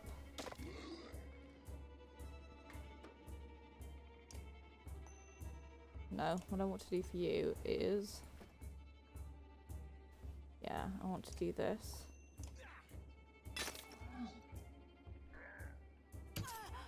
Fucking rude. Okay, so what I'm next gonna do is go here. I'm going to use thread the needle. That's gonna sound super cool. I want you to run the fuck away, please. And then you're going to break his armor so that you can then move here and, whoops, use battering ram to begone thought you. And can it kill you? Shit.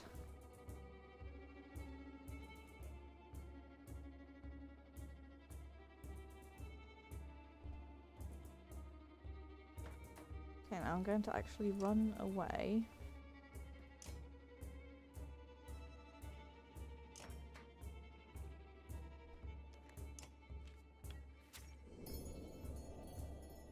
Okay.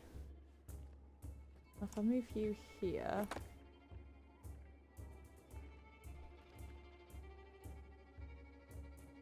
Oh.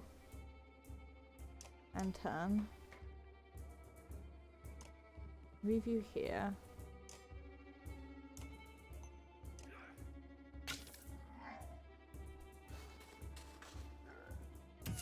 No, you little bitch!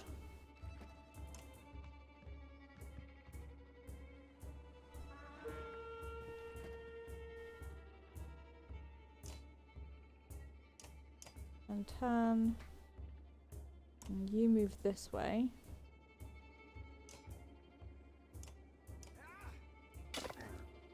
Do it that. Move here.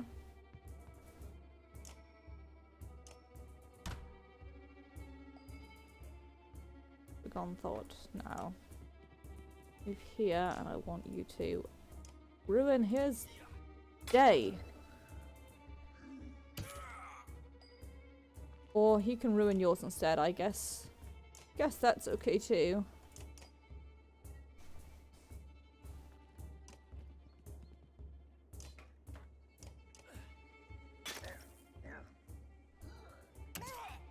Fucking yikes.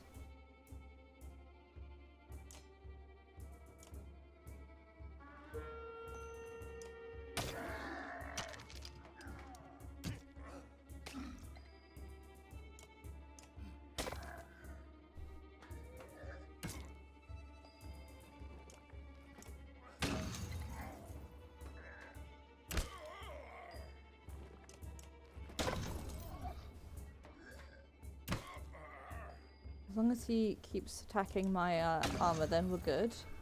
But if he tries to attack me, then we're boned. Whew.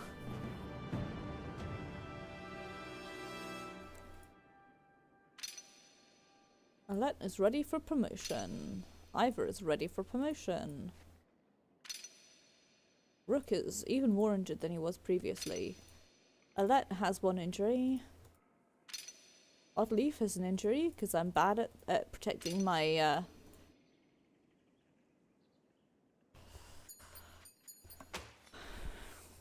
But hey, I won.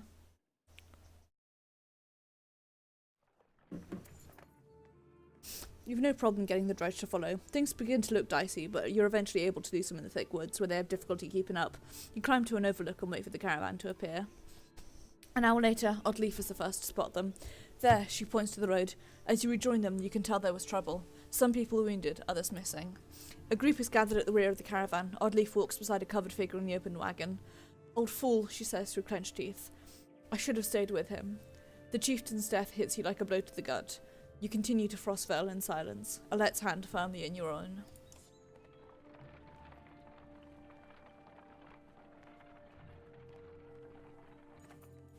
Pause and catch your breath. You glance backward to see the caravan stretched out past the point of safety.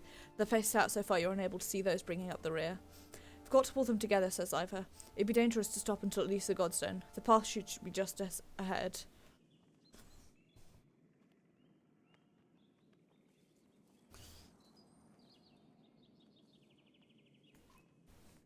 You make your way out to the rear and hoist a small child onto your shoulders. Fight for every step. Remember those who didn't make it, and push onwards. The clansmen see your effort and follow suit, pushing themselves harder.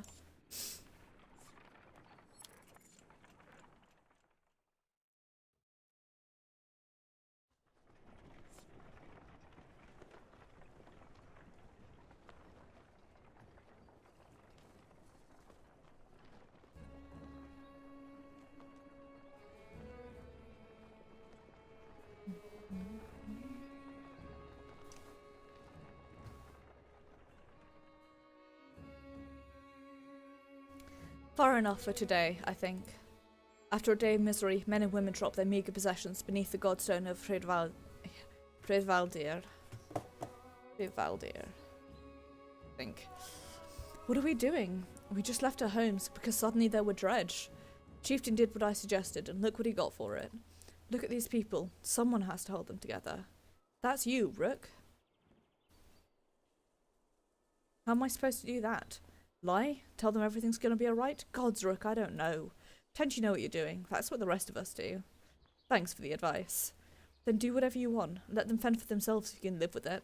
You humans are absurd, Rook. Furious when you're not in control, terrified when you are. Pull it together. I'm worried about Alette, mostly. Keep her close. You do care, I can tell. Men are a plague on the world worse than any dredge, as far as I can tell. Chats like this are why we get along so well, Ivor.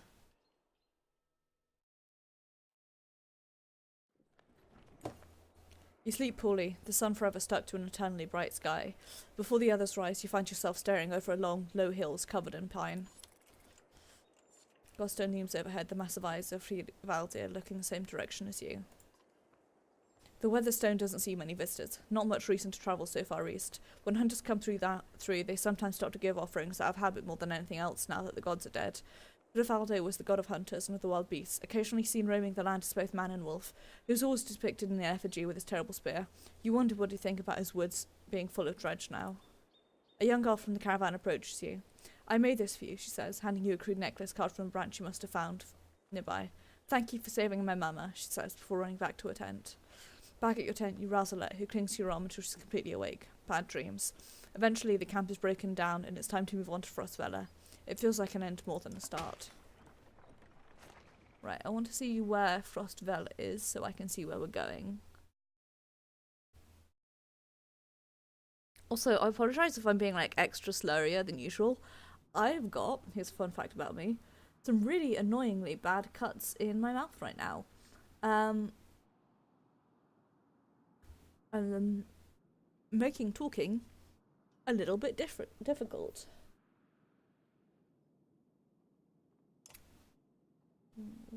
Bastion vast by freezing winds across the valley. Those who live still are not known for their hospitality.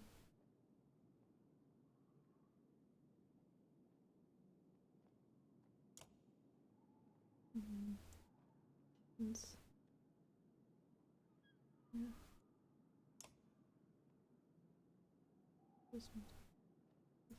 Okay, no, be distracted.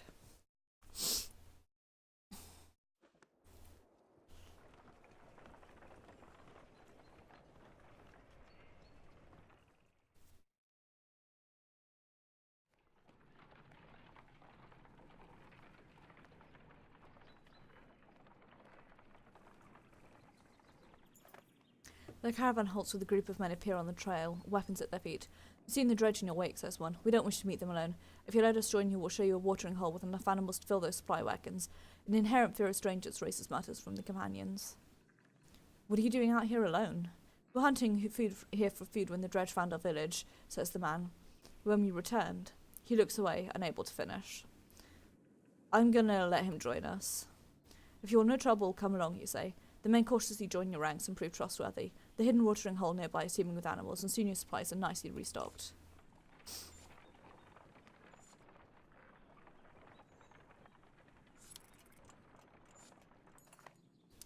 During the rest, one of the men gets too drunk and ends up splashing meat in the warrior's face.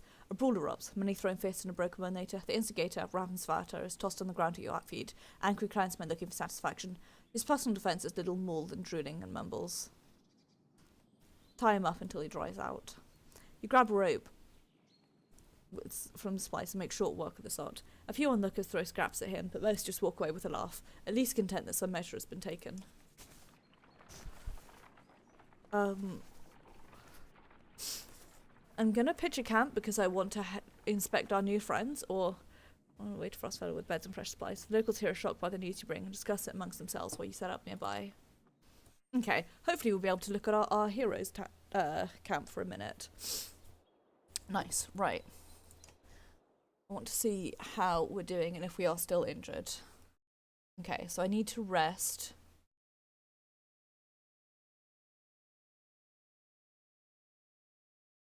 So Iva needs to rest and Egil needs to rest. Go for it.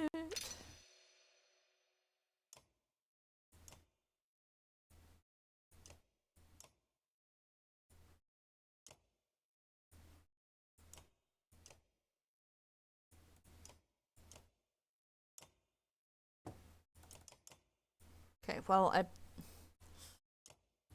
that was a mother who died when she was a child. Since then, Alette spends most of her time with her father. Unimpressed by traditional role of girl, the girls in town, she hopes to become hunter like her father, and in her spare time she practices archery with Oddleaf, the wife of Skorg's chieftain, who has become a motherly figure to her.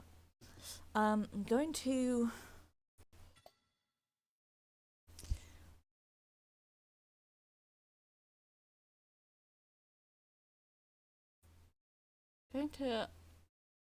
start by upping these to make her a little less squishy. The chieftain of Skorg was considered one of the luckier men in town when he wooed the beautiful daughter of a well-known fighter. These days, most people consider him a lucky man for marrying someone who knows how to run a town.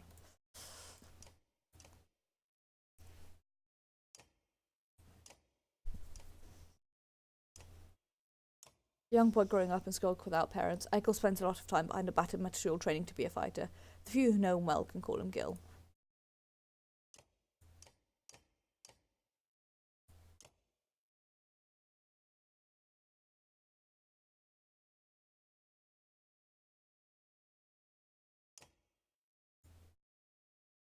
Oh, and I can promote you as well. Whoops. There we go. Right.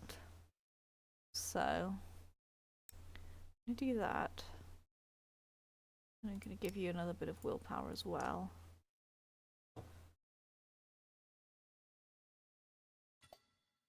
Right, so this is what I've seen.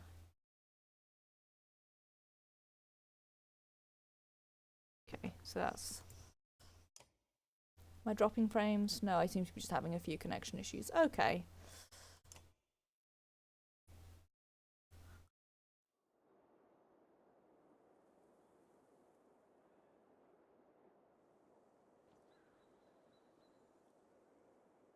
Let's talk to Egil.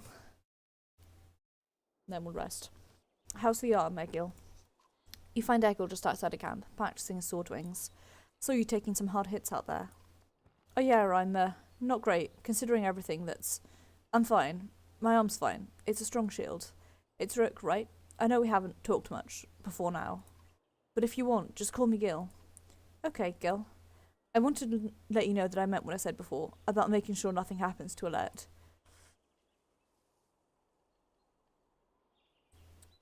I've never seen a shield like that before. Yeah, I doubt there's many. My father made this. It's solid metal, really heavy, but I've been practicing with it since I was a kid. I used to spend a lot of time just getting used to lifting it. He raises it up to show you. Pretty good with it now. It's the only thing of my father's I have left, for then when my mother died. She gave it to me before she died. Ivor seems to think you're pretty good. Did he say that? That's good. I'm trying. Never had to fight anything like Dredge before, but I don't have much else to do, and how many people get to train with the ball?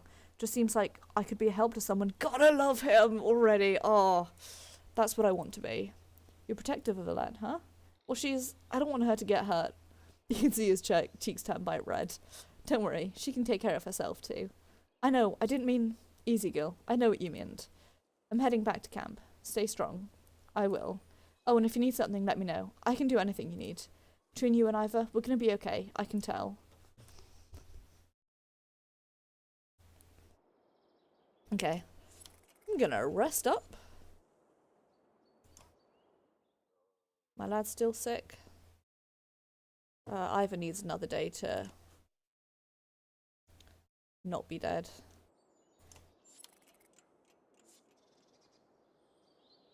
Okay. Let's head on out. I want to get Ivor back up to full strength. You're only just outside the village when two men in red approach. My name is Hogan, says one, gesturing to the other. My brother is Mogan. Many from the village wish to join you in Frostfeller. A third man, exuding rage, charges up to the group. Shut your mouth, Hogan, he screams. What's going on? These bastards don't speak for us. They've been trying to divide the village since you got here. True, you can keep whoever wants to stay and die. The rest of us will go with the reasonable people to Skull. I'll have you both gutted before I let half the village desert. Behind the villager, a mob of armed thugs have appeared, all furrowed brows and nervous stares. You both know what will happen to the rest of us if the fields are abandoned. Nobody leaves. There won't be anything to tend once the dredge arrive. Dredge my ass. I don't know what scam this is this time, Hogan, but you two got two choices. Get back to work or I'm finally putting you in the ground. Mogan, what do you say? Thought it was unfair that he only asked me. Mogan draws his axe slowly, followed by Hogan. Despite their confidence, the brothers are significantly outnumbered. I think I make a poor farmer.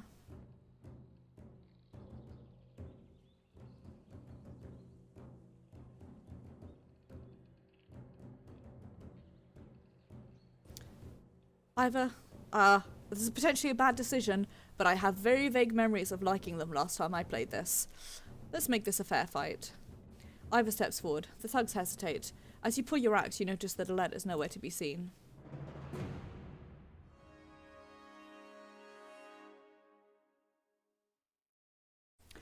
Okay. Hogan and Mogan, one of them has a scar. That's how you know that they're different people. What? No, I wanted a... Oh, I see. Whoops, okay.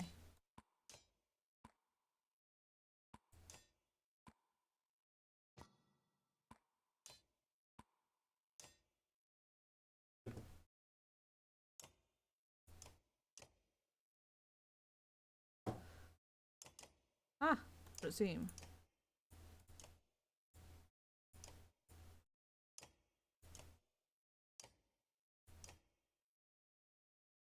Oh, I see. You need to be level 2 in order to wield that one.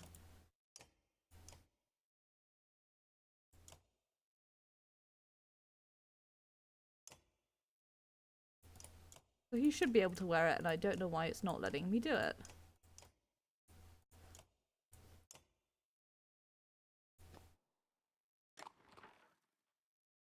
Okay, well anyway.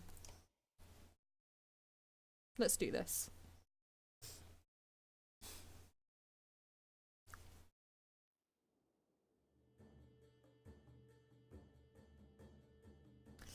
Okay, now.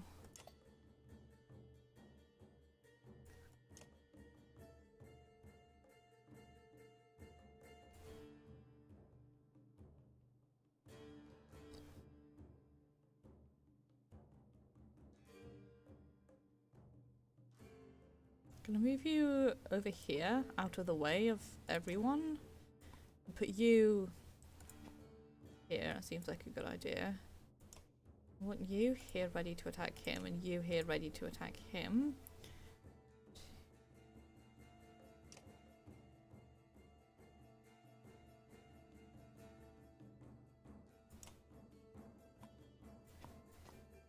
stand correct. You there. I'm actually going to move you here to act as sort of support for them both. Same here. Let's see if this works.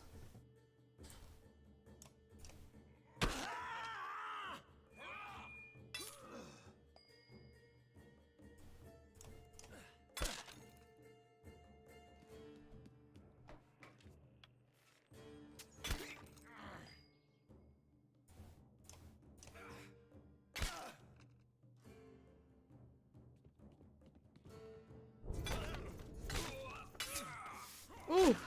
Ow! Bitch, that was painful.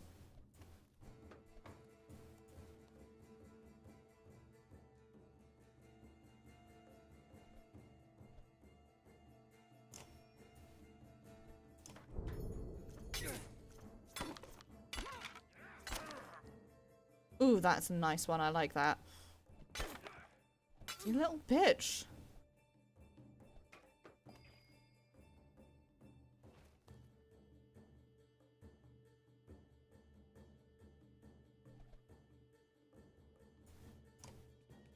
Okay, well, I'm going to move here.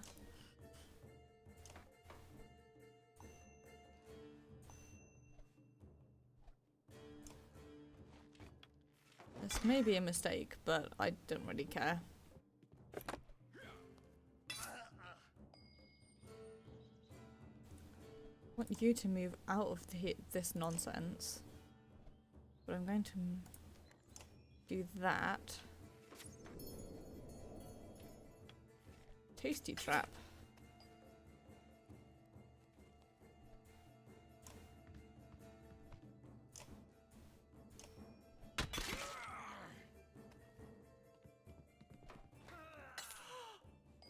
For fuck's sake.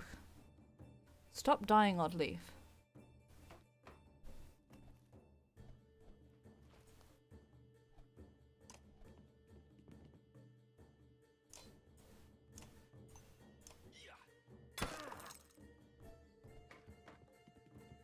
Oh, and he dodged the thing. Fucking rude.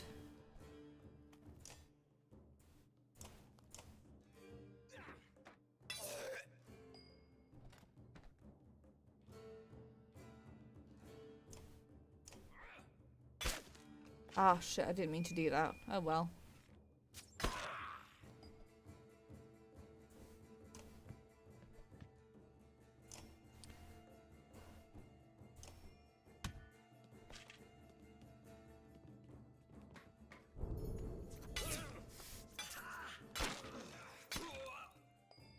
Fucking bloody flail.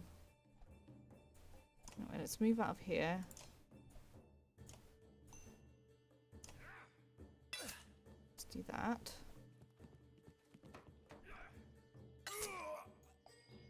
Oh my gosh. Why am I so bad at this?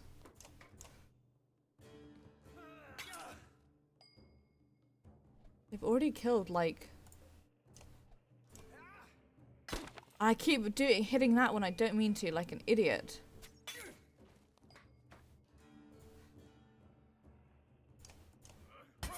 Anyway.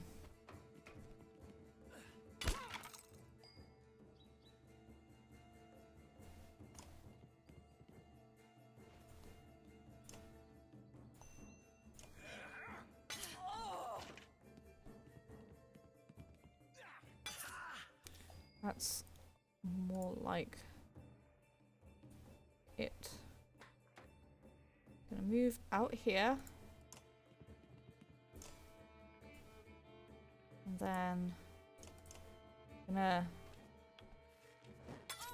kill you. Because what I can then do is battering ram you out of this nonsense. Possibly. And then I'm going to move you here.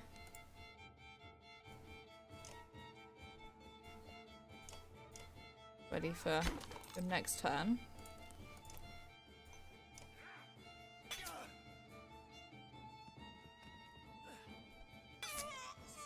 God, I may have made a mistake here, but whatever.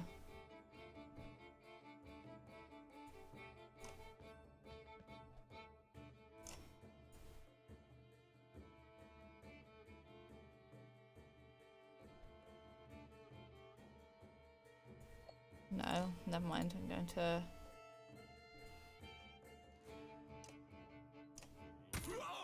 give you a bad day. Because what you are then going to do...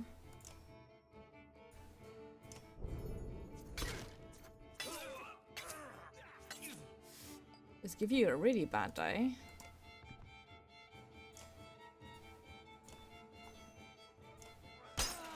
Make your day worse.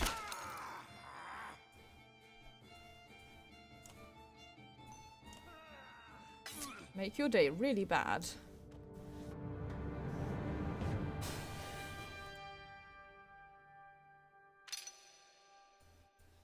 Rook has ranked up. And everyone's injured, so we're gonna have to rest again.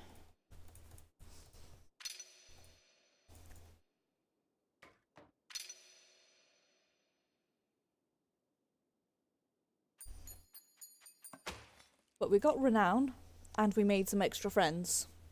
And on the one hand, extra friends means more mouths to feed, but on the other hand, when you joined your caravan, you scan around anxiously for Alette, who had gone missing when the fighting began. Eventually you find her watching from afar. Hogan returns at that moment, introducing you to his son and wife, and you soon set out again.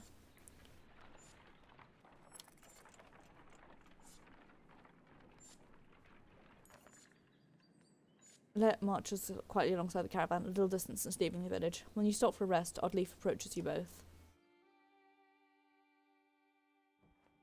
Alette, I have something for you. Oddleaf has gathered up the long banner from the caravan and smiles warmly as she passes it to Alette. What's this about? I was hoping you'd sew up the banner with everything that's happened since we left Gog. Come find me another time, Rook, and we'll talk. Before you can comment, she departs. Dad, are you the chieftain now? I don't know. Oh, then that means... You're both quiet for a moment while Alette unfolds the banner. Oddleaf has been teaching me how to sew. She speaks pretty highly of you. Can we read the part about Mum? You nod. On the banner has been sewn in the stories of families who've lived in Skog throughout the years. Justice is done on every banner in every town. Hence the name! I wish you were here, but I'm kind of glad she isn't. The section of banner about your family is short, but Alette has been sewing it in colourful designs. Why'd you say that? So she doesn't have to deal with all of this. Dredge, leaving home and... Why did you have to kill those men in the village? I mean, if it's okay to ask. I had to make a hard choice. Because the Dredge are terrifying. Every time we have to fight them, I just want to run, but I don't want to kill a person. Please. Are you mad at me? I'm glad you don't want to. Alette smiles at this, and her face sinks again. I guess I would do it if I really had to, but do we have to? I know what you mean. Yeah, I know. Dad? I think you're doing a good job. She hugs you. You spend the rest of your time together, sewing the verses into the banner. For better or for worse, the story of Skolgr is your burden now.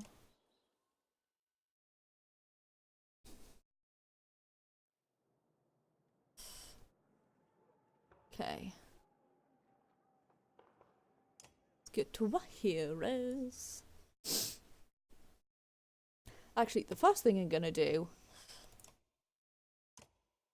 Aha! You see why I was struggling so much? It's because I thought I said it easy, but I didn't. That should make life a little bit easier. Now...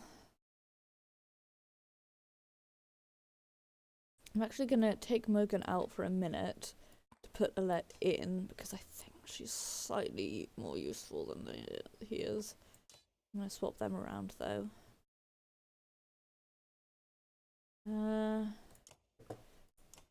Rank you up. What points have you got available? I'm going to max out this so that you're less squishy for now.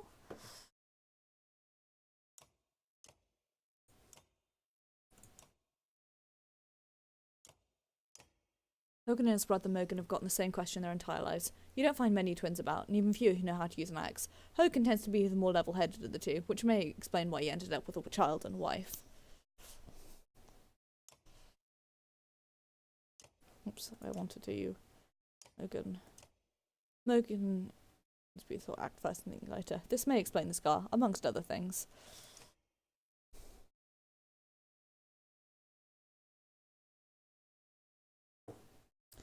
Okay.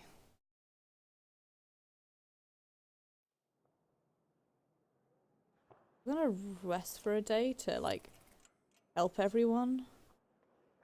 I'm gonna next go talk to Oddleaf. How are you doing, Odd? I'm alright. Not at first. Sometimes when a loved one dies, people say it doesn't sink in for a while. It sunk in for me right away. People tell me I'm a strong woman. It's funny, my father named me Oddleaf before I was even born. He wanted a boy so badly. Strong woman. What does that even mean? People look up to you. Don't take this the wrong way, but I don't want to be known for handling my feelings. If I feel nothing about my husband dying, people think I'm strong. If I cry because insides feel like they're on fire, I'm weak. Why does that feel so backwards? I'm sorry, Rook. It's been hard. You're not sure what to say. In the many years you've known the chieftain twice, this is probably the most you've ever talked. You asked me to come find you? Yes, it's about the banner. I thought about it a long time. He asked me to give it to you, you know, if something happened. What would you have done? That's what I've been thinking about so much. It's mine. It should be mine. I could carry it. But I thought about why he named you. I get it. They won't follow a woman. Families would leave. Our banner would be divided. I would vouch for you. Come on, Rook. This isn't the time for pretend. It's not just about a small town. What happens the first time we need something from another clan? How will that go? And the first time someone thinks they can take advantage of us? I think this is what has to happen. Maybe this is what it means to be a strong woman. She looked sideways, eventually giving over a timid smile. I'm not sure if that's the dumbest thing I've ever heard, or the sweetest. Listen, I know I dragged this out. The truth is, my husband and I could never have a child. I don't want our banner to end here. It'll be safe with you and Alette. I know you're going to take care of her.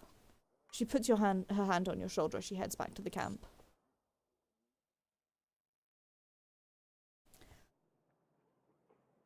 To be honest, it makes so much sense to me to...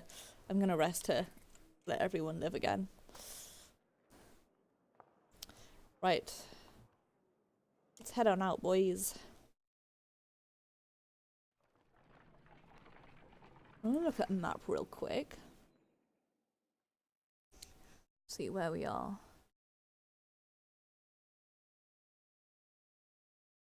It always takes me a hot minute. Okay. So we're about halfway to Frostfell, so if we can restock in Frostfell, then we should be okay. I don't know where we'll go after that, though.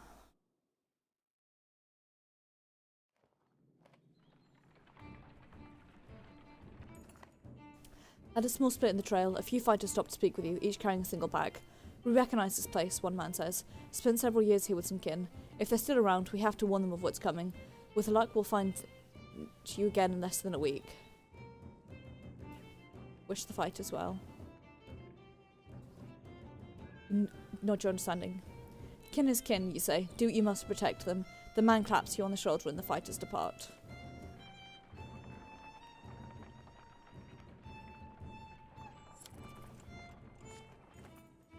Complaints of Rafsvater's excessive drinking have resurfaced. This time the men stumbled over some tent ropes, pulling the snagged canvas through the campfire, nearly setting the supply wagon aflame.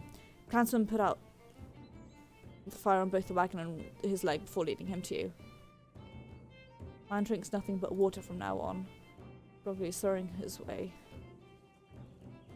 What must be such a nuisance? I don't want to banish him just yet, but I'm gonna go for a three strikes and you're out.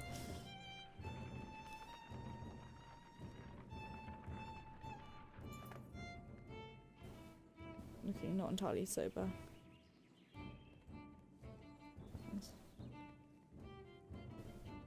And you're out. Begging for mercy. That's weird. That's right. The caravan. Everyone seems pretty satisfied. I feel like a 3 strikes and you're out system.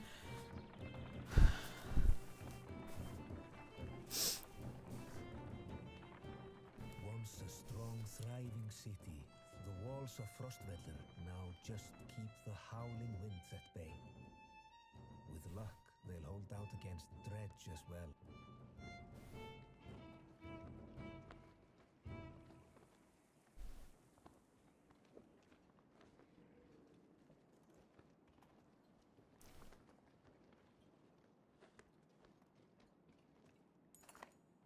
You jostle through fellow clouds of sunken faces who appear as though they've been freezing in front of Frostvale for days.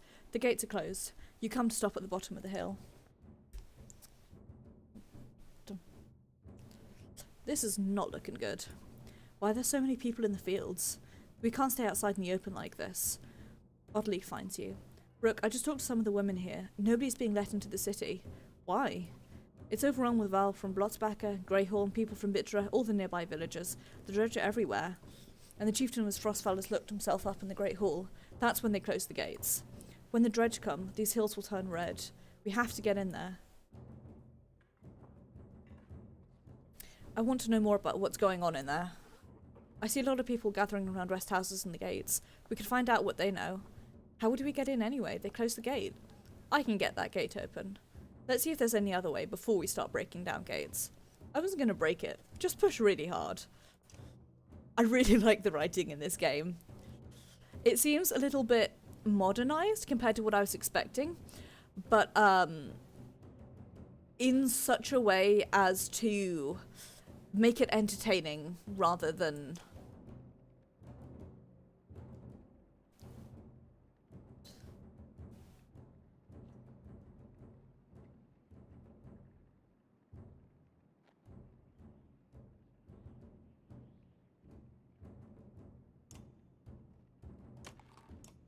I'm gonna buy both of these.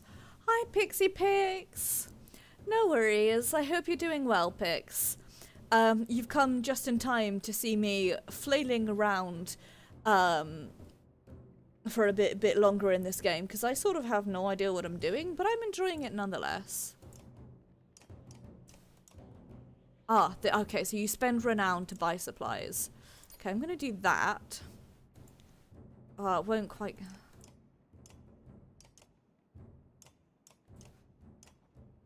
Actually gonna do that to get me up to 6 days, because I feel like probably sensible. I don't really super want to like be saving renown, so I'm popping to my hero's tent.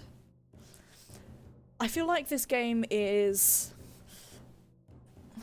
okay. I need to wait until I can hit level 4 before I can equip that, but I'll let you can have. Oh, I don't want the lightning runestone on you.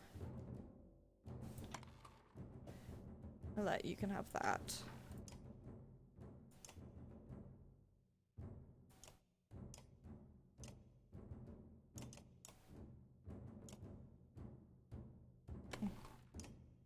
Ah, stop doing that.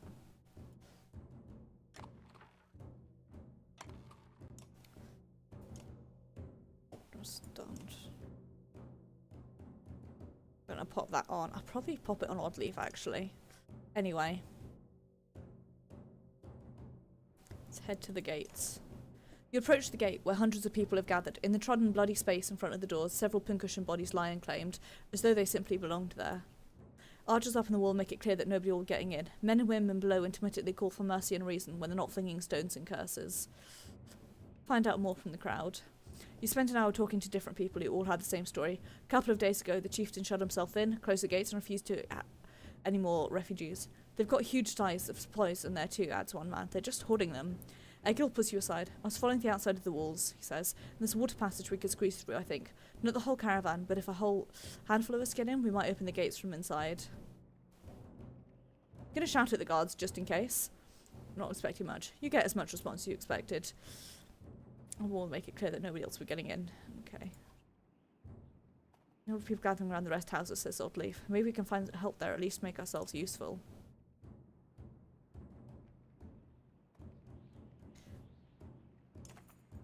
Another day in the rest houses. Everyone gives you the same story. The chieftain just said himself. A lot of wooden people here, adds Alette. We could help them. Okay.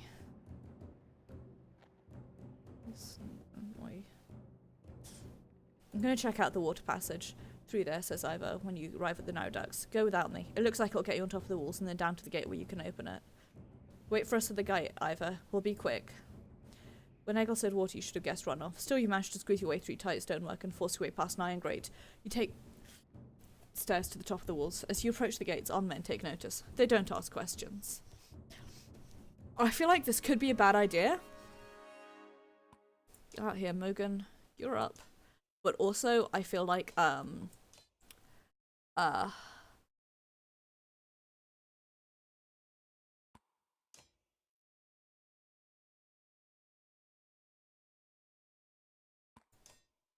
Sorry, I feel like it could be a bad idea, but I also feel like waiting outside is a worse idea, so... Also, I'm going to remember what I learned from my last battle. I'm not going to start one of my fighters off in the corner. I feel like I remember getting to here. I like this guy who's just chilling. He's like, hey, whatever.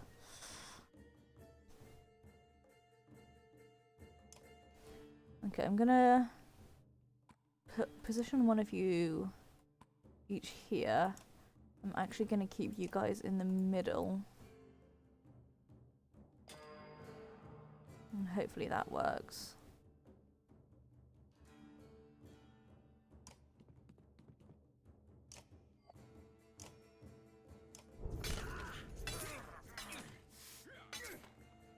Bloody Flail is really overpowered, but it's also my favourite ability.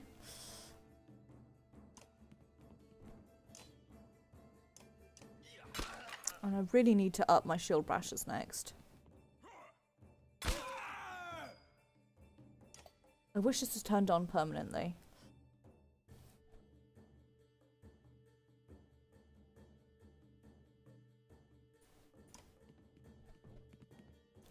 I feel like I'm making mistakes because I've left our back unprotected.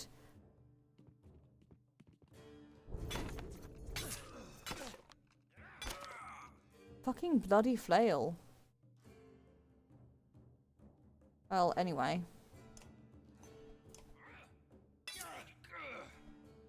Let me axe you. I'm not even gonna finish that.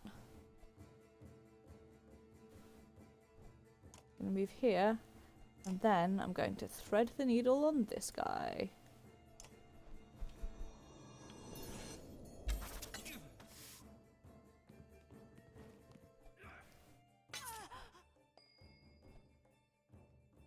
Okay, I'm going to move you out this way, and then I'm going to see if I can actually get the trap to work effectively.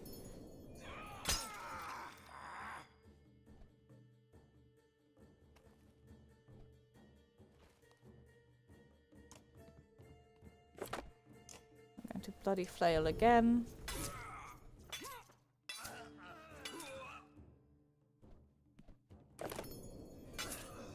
Haha, bitch.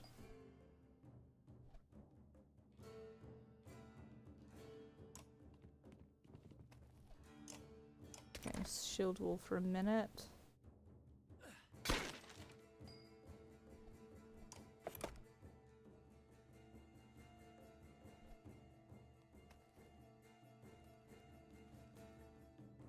I should have moved him around there. Oh well, anyway. Let's kill that guy. Make us a little bit of room. I want you to move out this way. And then...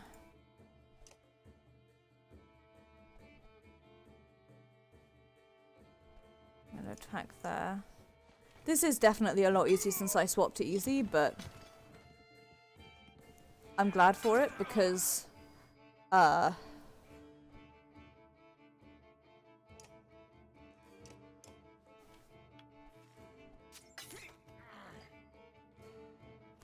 makes my life a little bit easier. I'm always a fan of that. God, I love Oddleaf because of who she is, but boy howdy does she ever kind of not do much damage.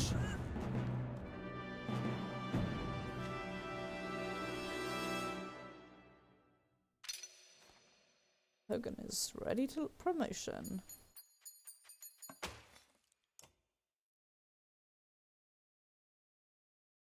Honestly, sort of this is why I play games on easy, because I want to enjoy them and I feel like living in constant fear of failing would be a problem.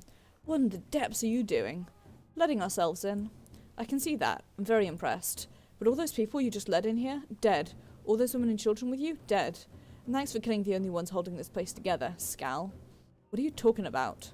The man orders guards to get the doors closed again before more refugees notice. If I knew there were fighters Naval outside, I would have brought you in. I'm Ekil. I'm in charge here. You heard about the chieftain? We heard he's hiding out in the Great Hall. Really? I think you mean hiding out in a grave. He's eating worms, if that wasn't clear. What happened in here? As soon as they heard Dredge were coming, anyone who couldn't swing an axe got one to the head. That's the short story, anyway. At least 3 clans in here warring over turf and food, and the worst are the godforsaken Val. He eyes Ivor and shrugs with his exaggeration as if simply stating the obvious. We're in more danger here than out here. There. Look, I was in charge here before things went to crap. You got some people who can fight, you got your own Val. That counts for something. Keep your flock safe in the Great Hall. You fight for me, and to take back Frostfell. I don't take sides, Take sides. Too hard to tell when the good guys have become the bad. Fine, cut these sheep loose and watch your own asses. What do I care? All I want to do right now is get off the damn street. Think carefully about what you want.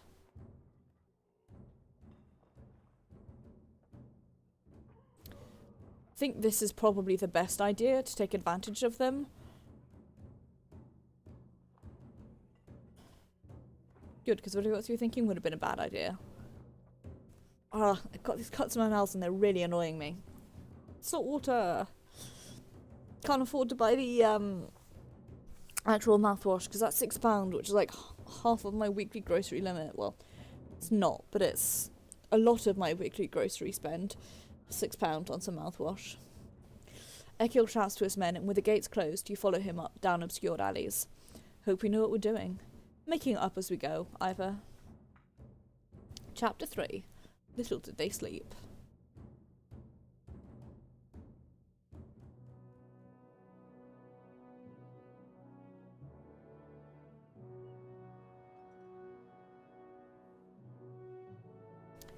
Leave Dad behind?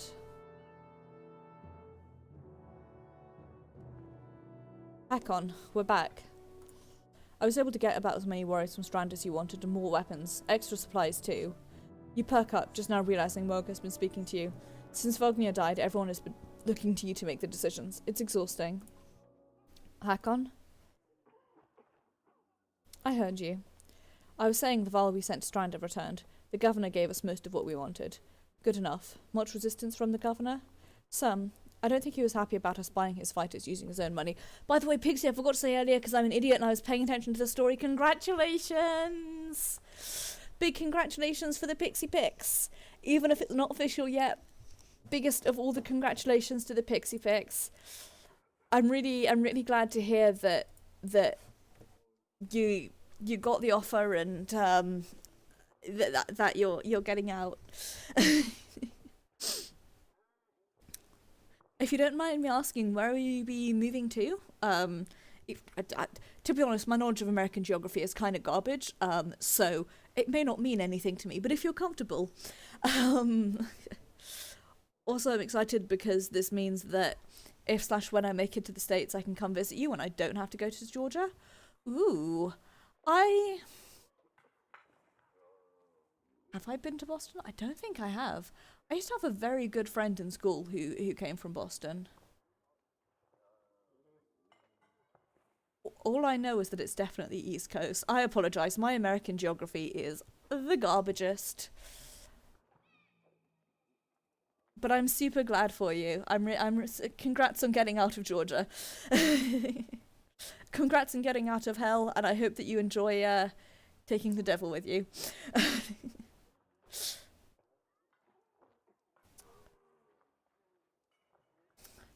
I have a very vague idea of where that is.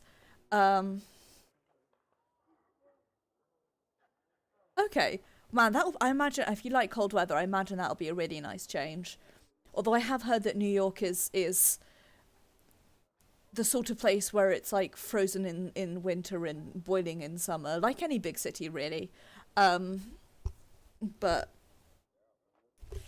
oh, hell yeah. Well, listen, Pixie, when I'm over there, when I have finally Jotun myself across the Atlantic Ocean, I will definitely come out and visit you at some point now that I don't have to go to the devil's arsehole. Okay, yeah. Honestly, I know 2 things about Boston, which is that I had a friend in primary school? Yes, primary school, who was from there, and that I really don't like their accents very much. Excellent. I'm glad to hear it. Here's a fun fact for you, Pix. I have never lived in a house with AC. America was being in hotels in America was the first time I'd ever been somewhere that had AC, because like up until the last couple of years, you've never had reason to use it here.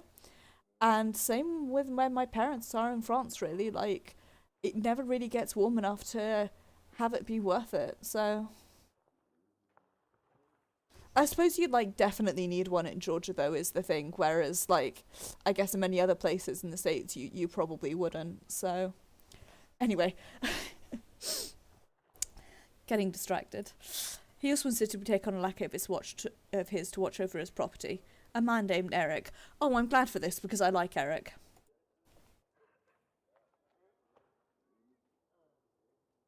Yeah, no, that makes sense to me, Pix.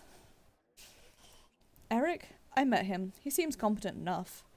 Regardless, the governor will have to get over it unless he wants Dredge calling through his streets. We put down every slag that has wandered through here while you were gone. Enough flapping of mouths, then. You sure that wound is healed, Luden? I agree. Enough has already gone wrong. If something happens to the prince on a mission of peace, the alliance would rot. Or worse. Luden makes his own decisions. We would only be made to do this again later, and I will not suffer it all a second time. Either take us through the wandering road or do your job and slaughter some Dredge. Luden turns abrupt with a scowl. He stamps back to his rings of tents and followers. Boy needs a few more of a bit more of a beating, and he'll be a lot more. I did something to my body is falling to pieces, and I did something to my ankle the other day, or like the muscles in the front of my calves, and I was just like wiggling my foot around because it's the same ankle that's still causing me issues from like January when I fell over and twisted it. So I was just like wiggling around and flexing my foot, and I got a sudden spike of pain all the way up the front, and honest to God, I feel like my body is falling to pieces. Wandering road's not an option with this many. I could crush that boy's skull with one hand. If Luden won't be deterred, you'll have to deal with it. Don't let him get to you. Let's go. I'm sicking of looking at the stump. What do I tell the warriors, Hakon?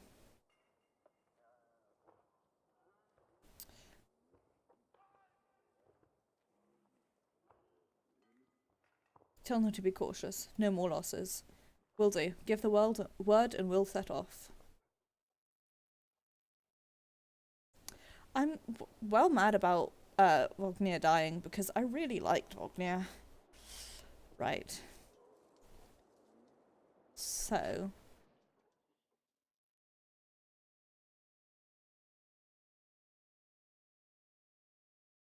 Wait a bit for the map to load.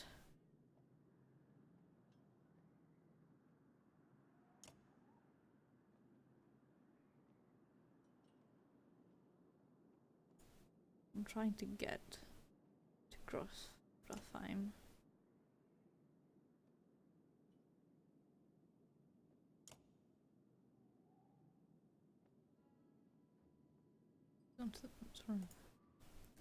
God, I love this map. There's so much here that I'm like having to force myself not to read all of it. Got more to contend with. It's called for more landed Dredge. First Val King, with the retired Val race across snowfields and wandering, receiving away judges they went full farming the first Val Kingdom at Tuft. Greater accomplishments in the north. And then I guess he moved north into Grostheim.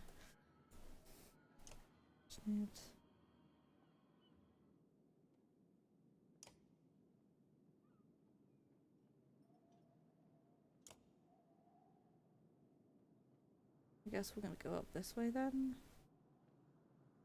Across. Anyway, I'm not going to spend all my time looking at the world building bits of the map, much as I would love to. Instead, I'm going to pop into my hero tent. So, Pigs, I don't know if you've ever played this game before. I bought it a while ago and then, like, played, like, I think I played the first 2 chapters and I think I possibly stopped after the first 2 chapters, and so I've never got beyond this point, and it's sort of, it has elements of, like, a JRPG, in the sense that you have these turn-based battles, but it's also sort of a resource management game, which I'm really bad at, which is part of why I'm playing it on easy. Um,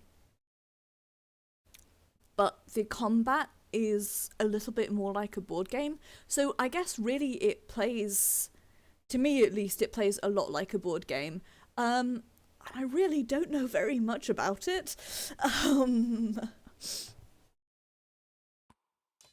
I'm glad we're getting Eric back because I really liked him. Rank you up. Okay, I'm going to do this and this, I think is the best bet. Yeah, I feel like that's a very good description of it.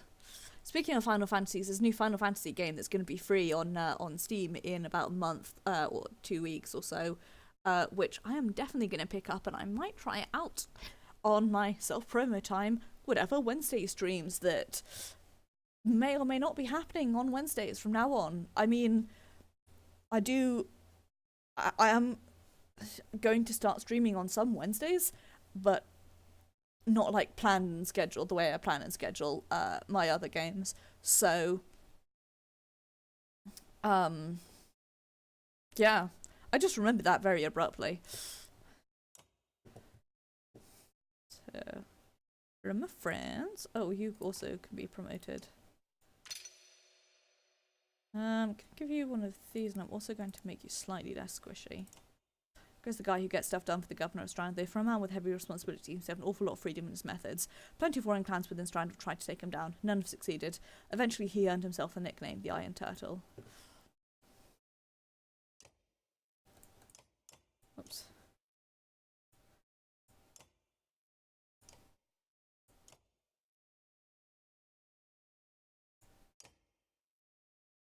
I like all of them.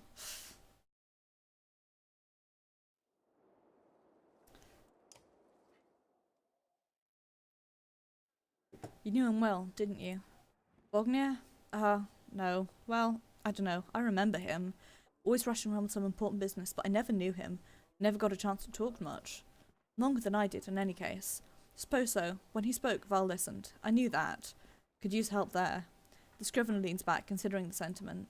I've seen worse. They respect you for your ability to swing an axe. They need to respect you for your actions. You're not talking to the right Val. Morg's got some skill. Morg. I'm really struggling with some of the pronunciations of this game. Got some skill there. Most I can do is hold a quill.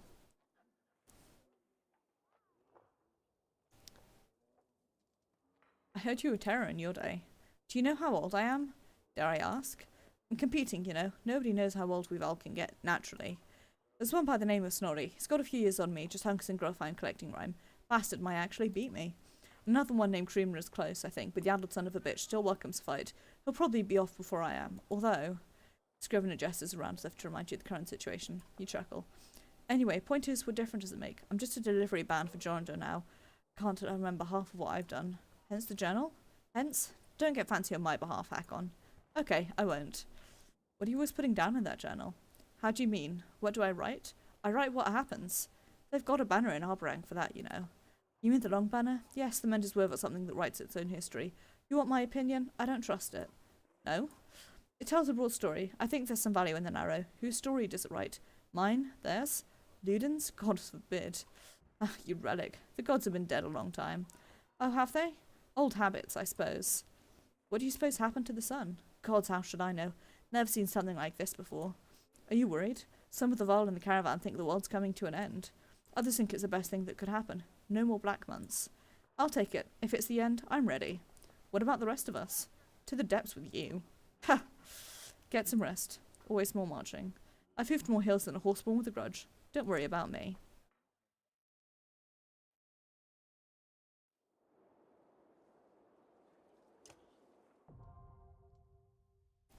Hello, Big Doggy 49. Thank you very much for the follow. It is very much appreciated. Also, I'm a big fan of that name. You can't see it because I don't have face cam on at the moment, but I'm doing a little heart with my hands to say thank you. I'd ask how you're dealing with Vognir's death, but I already know the answer. Do you? Steady old Mog, which is good. I know most of these Val, but they're not under my command. They came to follow Vognir. To tell you the truth, I wouldn't want to be in your position either. Anything you can tell me about the caravan? Throw this many Val together, half of them want to hit each other, the rest want to be left alone. Anyone I should keep an eye on? It's a couple of clan leaders trying to show off for each other. Not a big deal, I've got it under control. Fighters we just got from Strand aren't bad, but they're unruly. Give it a few days. And there are a few moaning about fighting for you instead of Vognir. Those are the ones to worry about. What about Ludin's men?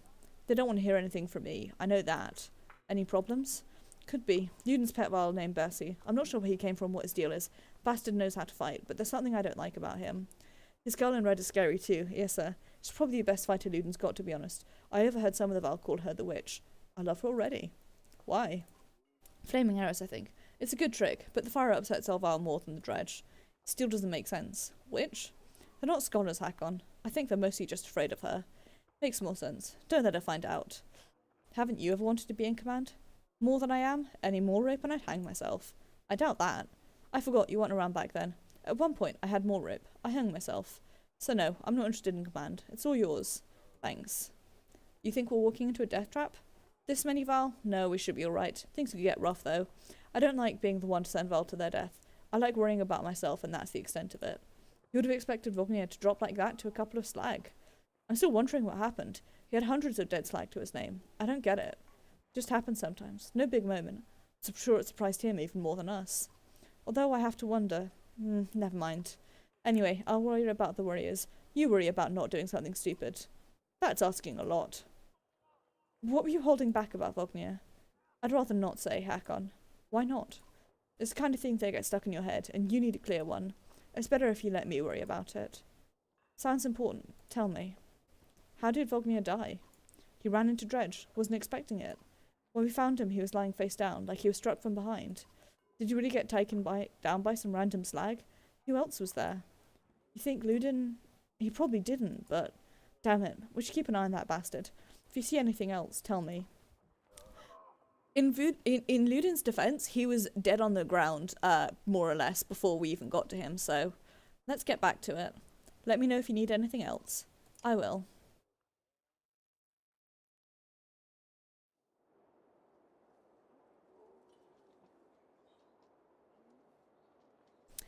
Okay, so we are going to head out soon, but I am going to save that for... Is this working? Sure isn't.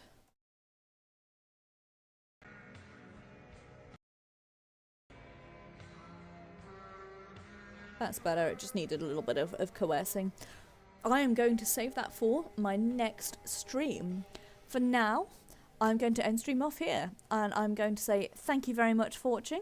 It is very much appreciated, and I hope that you enjoyed. I will be streaming Mass Effect 2 this Saturday. At long last, we are going to be getting back to the main story, and we are going to be starting off with the Reaper IFF. Sunday will be Secret World Legends, where we will be doing more of the side quests in Carpathian Fangs and getting a little bit closer to finishing off some of the side stories and stuff like that in the Fangs. Next Tuesday will be Final Fantasy XIV, where we'll be doing hiccups, the little Ladies' Day event, and then after that we will, just be hanging out, normal fun in Final Fantasy, probably plagued by technical issues as normal. And then next Thursday we'll be continuing the playthrough of the Banner Saga 1. For what it's worth, at the moment I don't currently have plans to play through the whole trilogy, just because I have to buy the other two games because I don't have them yet, and I have a lot of games to get through at the moment. But if you're interested in seeing me play through the whole trilogy, let me know and I will definitely look into it. Otherwise, I'm just going to move on to another game in my list that I haven't played and want to. So, thank you for watching, everyone. We are going to... It looks like Oro is probably just finishing off his stream right now, because it looks like he's got credits rolling. Otherwise, I would go host him. Let's see...